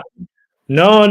That one I know. I know he's your boy. You want him home. Bro, like yesterday. Listen, I really and truly wanted Jadon Sancho to start off the left this season and get a run about 10 games. Because I think by the end of that 10 games, he'd have stamped that position as his own. But I could have never foresee that he make that kind of obviously no-brainer mistake. And bro, it's so, you know what, for me, as a man, when you're wrong, you should say you're wrong. The faster you do it, the better you do it. You know what I mean?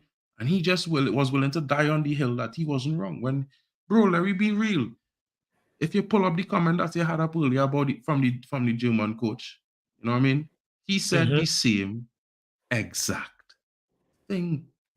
He said Jadon But a little Sancho bit knows more he should do polished, better. though. But yeah, it was It's the not same really thing. more polished. It's come like, if I was to say that, the only flip side is he was not trading well. He was not doing well. Yeah. He not doing good enough. So the only flip side is one or the other. It's on the same coin. Flip. True pick it, take it, pick. Yeah. So for me, because like Campos is saying here, Sancho and Haaland, Greenwood front three would have been amazing. And listen, I was saying that Sancho would have unlocked Haaland. And Greenwood would have just be the icing on the cake.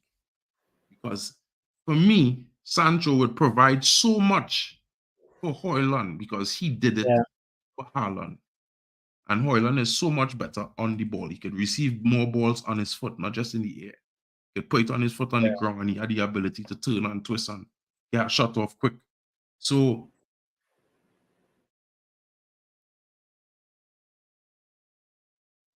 I hear what you're saying. Well, I hear what she's saying.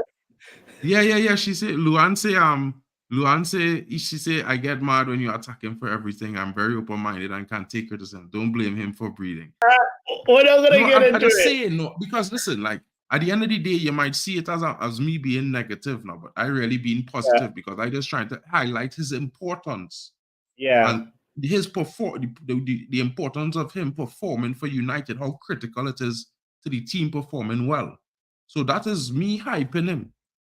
You know what I mean? He just need to do his best. And I just feel like, you know, is the basic requirement you're asking from your poster child, your poster player, the star of your team. It's the basic requirement. So sorry if I upset you, Luan, but like, you know what I mean? I'm not trying to bag on him. I'm trying to actually to show his importance, to explain his importance to the squad and him performing well. That's it. Let's leave that one alone and bring it back to Champions League talk, a Europa League talk, you know, Conference League talk. A good league. That's like the Champions League so far for me. I think it's decent. See some results that was kind of questionable, you know. Well, of course, you know, we're not in it. The last couple of teams that performed, I thought Barcelona should have won the game against Lazio, but they came away with a draw late. Lazio left it late, right? No, Lazio drew. Lazio, Real Madrid, you mean? Oh, Barca versus Inter. Napoli, I mean. Inter. Okay. Napoli is Inter or Napoli? Sorry, it was Barca versus yesterday, bro. This game was yesterday. Yeah, Barca Napoli 1-1. You know? Yes, it was a 1-1. I kind of thought, for me, I thought Barca would have walked that game, probably win it 2-1. You know what I mean? Yeah. Lazio won the first leg against Bayern. As for true, Bayern had a red card, Upi Meccano. You know, like for me, like people say Bayern have don't have a good squad. Like when you watch the Yeah. Bayern lineup, I mean, you could say Upi Makano not that good, but I mean they have replacements on the bench that they're not using. So clearly, you know what I mean. Mm-hmm. Mm-hmm. Plus, it have like what was your Like, game of the week so far in the Champions League? my game of the week, I think it was the Porto Arsenal game was the one that actually, just because of like the goal that the kid scored, Galeno scored, and the significance of it, and just how like well Porto defended to manage to make Arsenal not have a single shot on target. That's big. That's huge. So I think that's for me the goal of the week. I mean, the game of the week, with also potentially the goal of the week as well. I'm with Mick. That last minute, Nick that it agrees. was Nick very. agrees. It Yeah, it made was. Raya look like a fish, a small fish in the water. So yeah, yeah. Anyway. Other than that, but the thing about it is the flavor of it was because it's the first leg. A lot of teams are not really exerting themselves fully. They were just sort of like trying to make sure that they don't stay behind in the game, make sure that you're in there, and that was the general vibe of it. As we've mentioned already, two teams.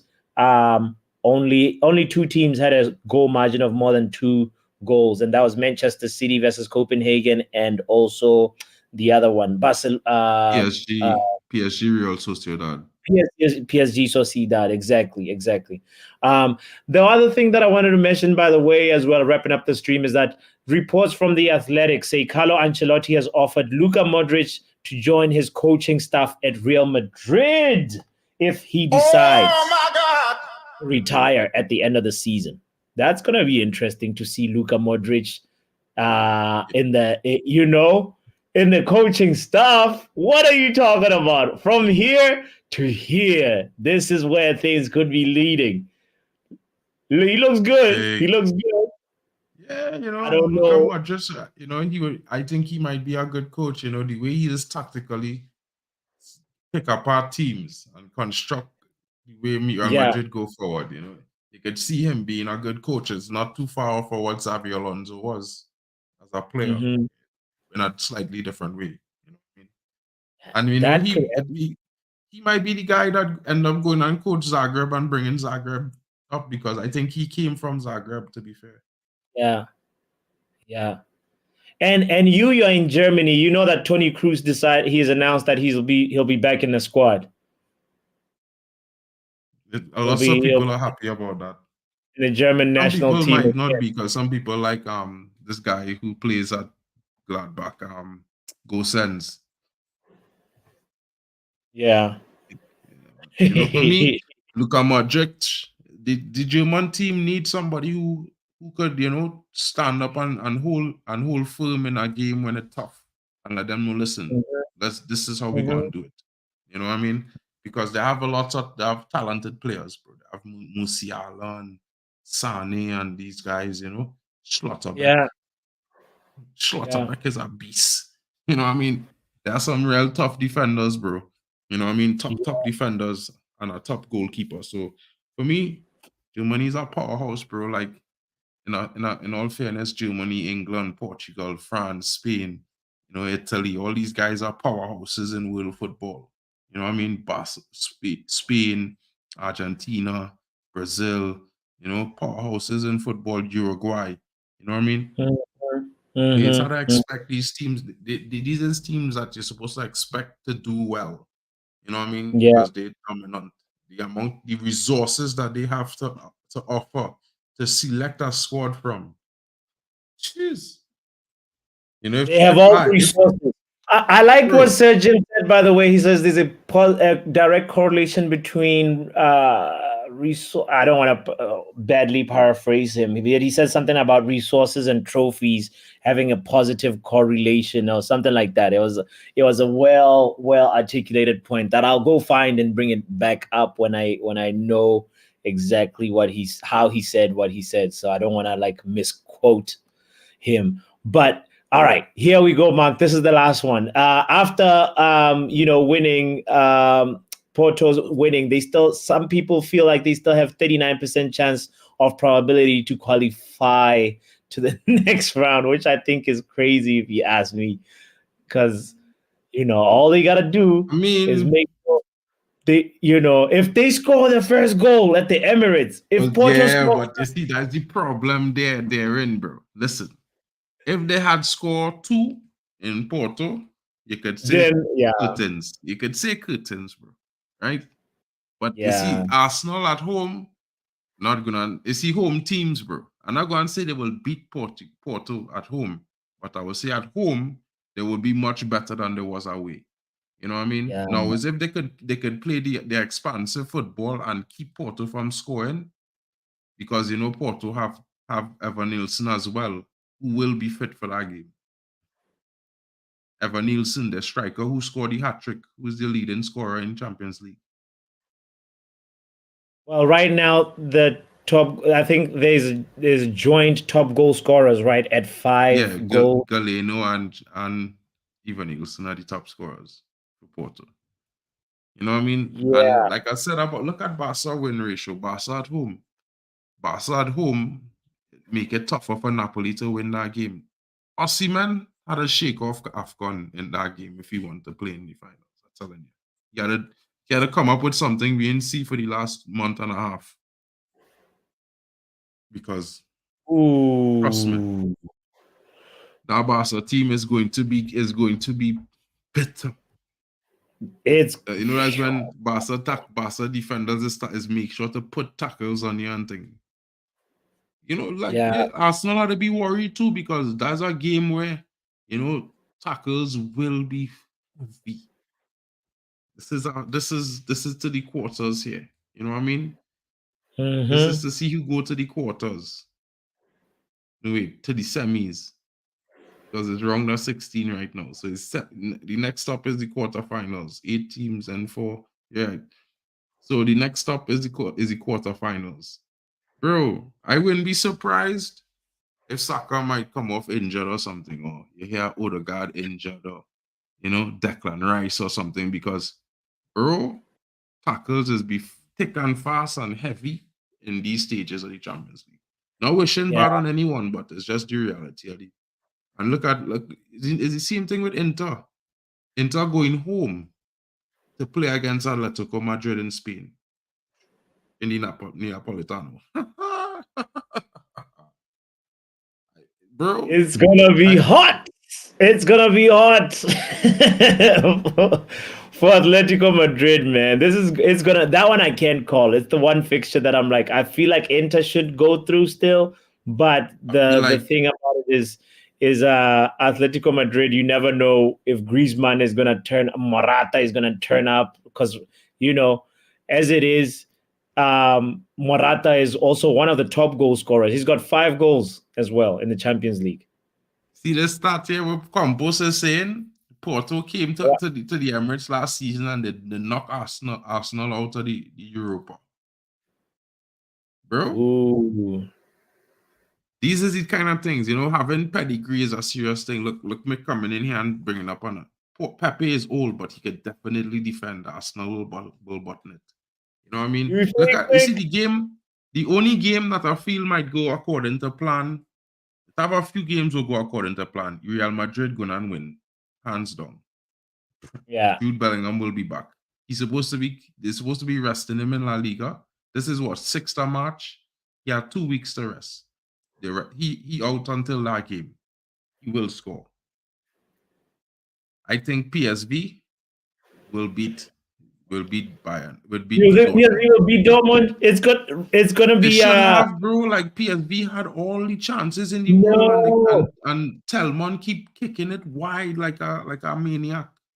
I have to disagree. I have to disagree on that one. I think Dortmund is gonna go through, bro. I mean, Dortmund is very, very hard to beat at home. I did tell men that, and so said was so done when the team went to Dortmund last time on the lose, right? Yeah. But what I will say is the former Dortmund, not that great, and PSV had in my opinion, PSV had all the big chances in the game and missed. Like PSV could have easily win that game 5-1. Yeah. You know what I mean? Yeah. So if they get half of those chances, I would not say that they would miss it again. So is that one is a tough one to call. Real Madrid for me will be normal. Look at PSG composure. should, King's Tottenham Juju should bring the probability down. well, you know, that's the next thing. You know, this man don't ever show up in big games. Like how? Like listen, this is this for me, right? Look at You this. come Look down, at you this, score Mark. Look at the one. Look at the one at the bottom. 1%, right? But here I'm telling you now. You see that 1%? Watch it grow. Watch it grow. Copenhagen is going to score first, and then maybe Bro. score second, and then City will Listen to come back. me. Here what City had to worry about in this game. Injuries. Yeah, Because Copenhagen is going to come out and they are going to tackle like maniacs. yeah. They're not going to be messing around. You understand? Now PSG should be a walk in the park. They're already 2-0 up. But Real Sociedad, you know, Sociedad had this thing boy, with second ties at home. They just always get a penalty, bro. Like always get a penalty, bro. Like you know, Yeah, so this day I would say, all right, I'll go in with PSV. I will go with PSV. I'll go with PSG, and I'll probably say it's possible Copenhagen could do a madness. I'll stay in the middle on that one. But Real Madrid is a certainty. I think a lot of people not giving Real Madrid the owners that they deserve in terms of Europe. They are like the most storied winner of the competition. You know, they know how to get to that final. And you look at the players that they will have available. I don't feel as I walk in the park. People talking about Man City going and win a treble. Not with the way they're performing right now. Got all the guys on. Hey, there's a United striker there. I see it still on top, still tied he's for top. still there. He's still in the conversation there. with 5 goals. 5 goals. So, Yeah, well, so let me that's hope none of those guys score more goals for the rest of the tournament. So it finished that way. All of them tied for goals. so at least you can hold the top goal scorer stat. Bags. Oh Lord, you shameless, Campos. bro. But ladies and gentlemen, they are the Champions League top goal scorer stats. Now, I believe Galeno has 6, right? No, 5. It's 5. It's 5 and 6 appearances. Sorry. 5. There we go. 5. Where is Evan Nielsen? Evan Nielsen not supposed to be there. Evan Nielsen should be on that list, man. He's got 4. Oh, all right, cool. And let's see, Mbappe with 4. Yeah. Oh my Lord, we got lots of 4s and 5s. So just this. Be careful in case a question about a name that's not in the top goal scorers is in the quiz on Friday. I'm talking about tomorrow, ladies and gentlemen. We're showing this so that you take notes, and it's just like in class.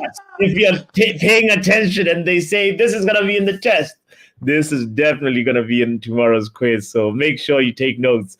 Yeah, R10 says who is not giving Madrid what they deserve? The owners they deserve. People saying that City gonna win the UCL, bro. City winning the UCL. I think everybody's sleeping on PSG. They're the most balanced. Never win a European title in the history. PS who? Yeah, Mark. PSG is the most balanced that they've ever been, bro. And right balance now, is no, but they had Messi, they had Neymar, they had Mbappe. The year before that, they had Cavani, they had Mbappe. Listen to me. Every year, somebody just say that about PSG because they always have a top squad. Listen to me. PSG not even making it to the semifinals, quarterfinals. All right, we'll be here when PSG's in the semifinal. Best ever finish. Yeah, PSG best finish was a semifinal, bro. I think in the history. No, we know they can bottle it big, and when they bottle, they really go for the big bottle. So the problem is that they don't face real top quality competition in France. Well, yeah, no, of course, they don't have proper competition, but there's something about the team balance that I feel like they finally achieved it, and I'm starting to see it more. If they can go into the quarterfinals and beat whoever they get in the quarterfinals, you will see. Mick agrees. PSG will win it finally. Thank you, Mick. Mbappe not lifting that trophy, bro. I telling you. France, let me tell you something, right? Do you know why France, do you know why Paris will win that? Because the journalists from Paris never does vote for Cristiano Ronaldo, bro. They're too biased. They vote for Messi. So this is why the football gods don't allow Paris to win a UCL. That's a crackhead superstition, bro. Get out of here, man. All right. We've done Champions League. The last one I want to just mention before we close shop. All right, well, let's just pick a winner for this one. The Mbappe farewell tour says R10. All right, who is winning the Conference League, bro? Who's winning? Is it going to be Aston Villa, Fenerbahce, Fiorentina? I'm looking at Villa or Fiorentina, you know. Yeah, I mean, Villa, nah, bro. Fenerbahce with Fred. Fenerbahce with Fred cooking right now, bro. Fenerbahce with Fred or Lille of France could also maybe do it. Let me do What do you exaggerate, think bro. in the chat? Fenerbahce with Fred. And Anybody in Aston the Villa. chat? I'm curious. Ajax. Yeah. Mulder is not a bad shout, you know. Look at Lille. They're gonna win it. Brugge is a deadly on that team, you know, too. Or Aston Villa. I'm gonna go with Aston Villa. Compo says we need Villa to win it. I'd love to see Fred. I just wanted to see the Mulder crest, how the Mulder crest is looking. Because you asked some questions about Mulder and the crest not shaped nothing like that. I just wanted it to see. No, it's modified, bro. That's why in the quiz we took out the M and the FK, so you only see this and the years. Yeah, but it's not even shaped like this oval diamond shape. You know, it was more like shaped like a circular. Yeah, it was more circular. Okay, yeah, that part I can concede that and say maybe in the quiz it was a little bit yeah. But I remember some of the crests like they're modified. It's cool. It's like I just saying, like, you know. Yeah. No, that's a fair point. Ladies and gentlemen, if you're tuned in, look at these crests. One or two or three of these crests will be in the quiz. Make sure you know if you want to pass the quiz tomorrow. We will be playing it in the happy hour at about this time. We should obviously be done with it. But ladies and gentlemen, let us conclude today's stream. Compose is saying Raya should have saved that shot yesterday. R10 is going with Aston Villa to win this. Yeah, David Ryan probably I will back Fenerbahce. Fred is my boy. I will back Fenerbahce to see what they do. Because Fred is the homie. Cotton wool arms. Get out of here, man. Which one is Cottonwood Arms? Raya. It's Raya. Who has got Cottonwool Arms? Guys, that's DJ Superfly. Have a good night, buddy. Catch you tomorrow. Yes. Bro. Big up Superfly. Big up to men like Who you think win in Europa? Liverpool, bro. Liverpool. I mean, some teams drop down into Europa like Milan and thing, you know, bro. Milan have a score to settle with Liverpool. Liverpool is just gonna go ahead and my money's on Liverpool. I guess we shall see when we get to like quarterfinal stage or like when we finish the round of 16 stage, then we can actually make Europa League predictions. So for now, let's just say I'm gonna go with Liverpool is gonna win it. I just got the feeling, you know. That last season bounce that they're getting from Jurgen Klopp, it's going to go a long way. So yeah, that is my prediction. Alvaro Fernandez played yesterday in the Europa League, yes? Alvaro Fernandez was playing? Yeah, but he using his middle name, Alvaro Carreras. Oh. Oh, word. Alvaro Herreras. I Carreras didn't know that Fernandez name. is his name. Yeah. Anyway, Alvaro guys, as Fernandez we close this thing, I Carreras is want a to just give a Spanish big player. shout out to everybody that's tuned in, everybody that's commented. It's been so lovely. Luan, make awake at very early in the morning, 6:30 in the morning. Mick is still as he should be going to bed or waking. I don't know what He should be schedule he's waking on, up. but he's waking up or should be waking up, but he's probably hasn't gone to bed yet. Anyway, um, shout out to you, Luan, as usual. You're a legend, and everyone that's been here, Yale, GB, Stephanie, Kush, Nile, and Almiron, who just joined today, just joined the family, and then I banned him by mistake from commenting. I Oh hope that I man. fixed that. So shout out to him. He's a big Porto. I mean, he's a big Roma fan. So shout out to you, Almiron. He said, "I love Roma." Matter of fact, you are so welcome here, and I want to say big up to you and Jarvis, who pulled through earlier on. Big up to Jarvis. Guys, Big let's up to close up. Taco Salamanca as well. Yes. And Taco. Shout out to Taco as well. I cannot forget him. Yeah, man. Mark, ladies and gentlemen, we out of here. I appreciate y'all. Happy Thursday. And we'll see you guys tomorrow. Until next time. Peace out. Peace. All right. And this is where the intro music plays.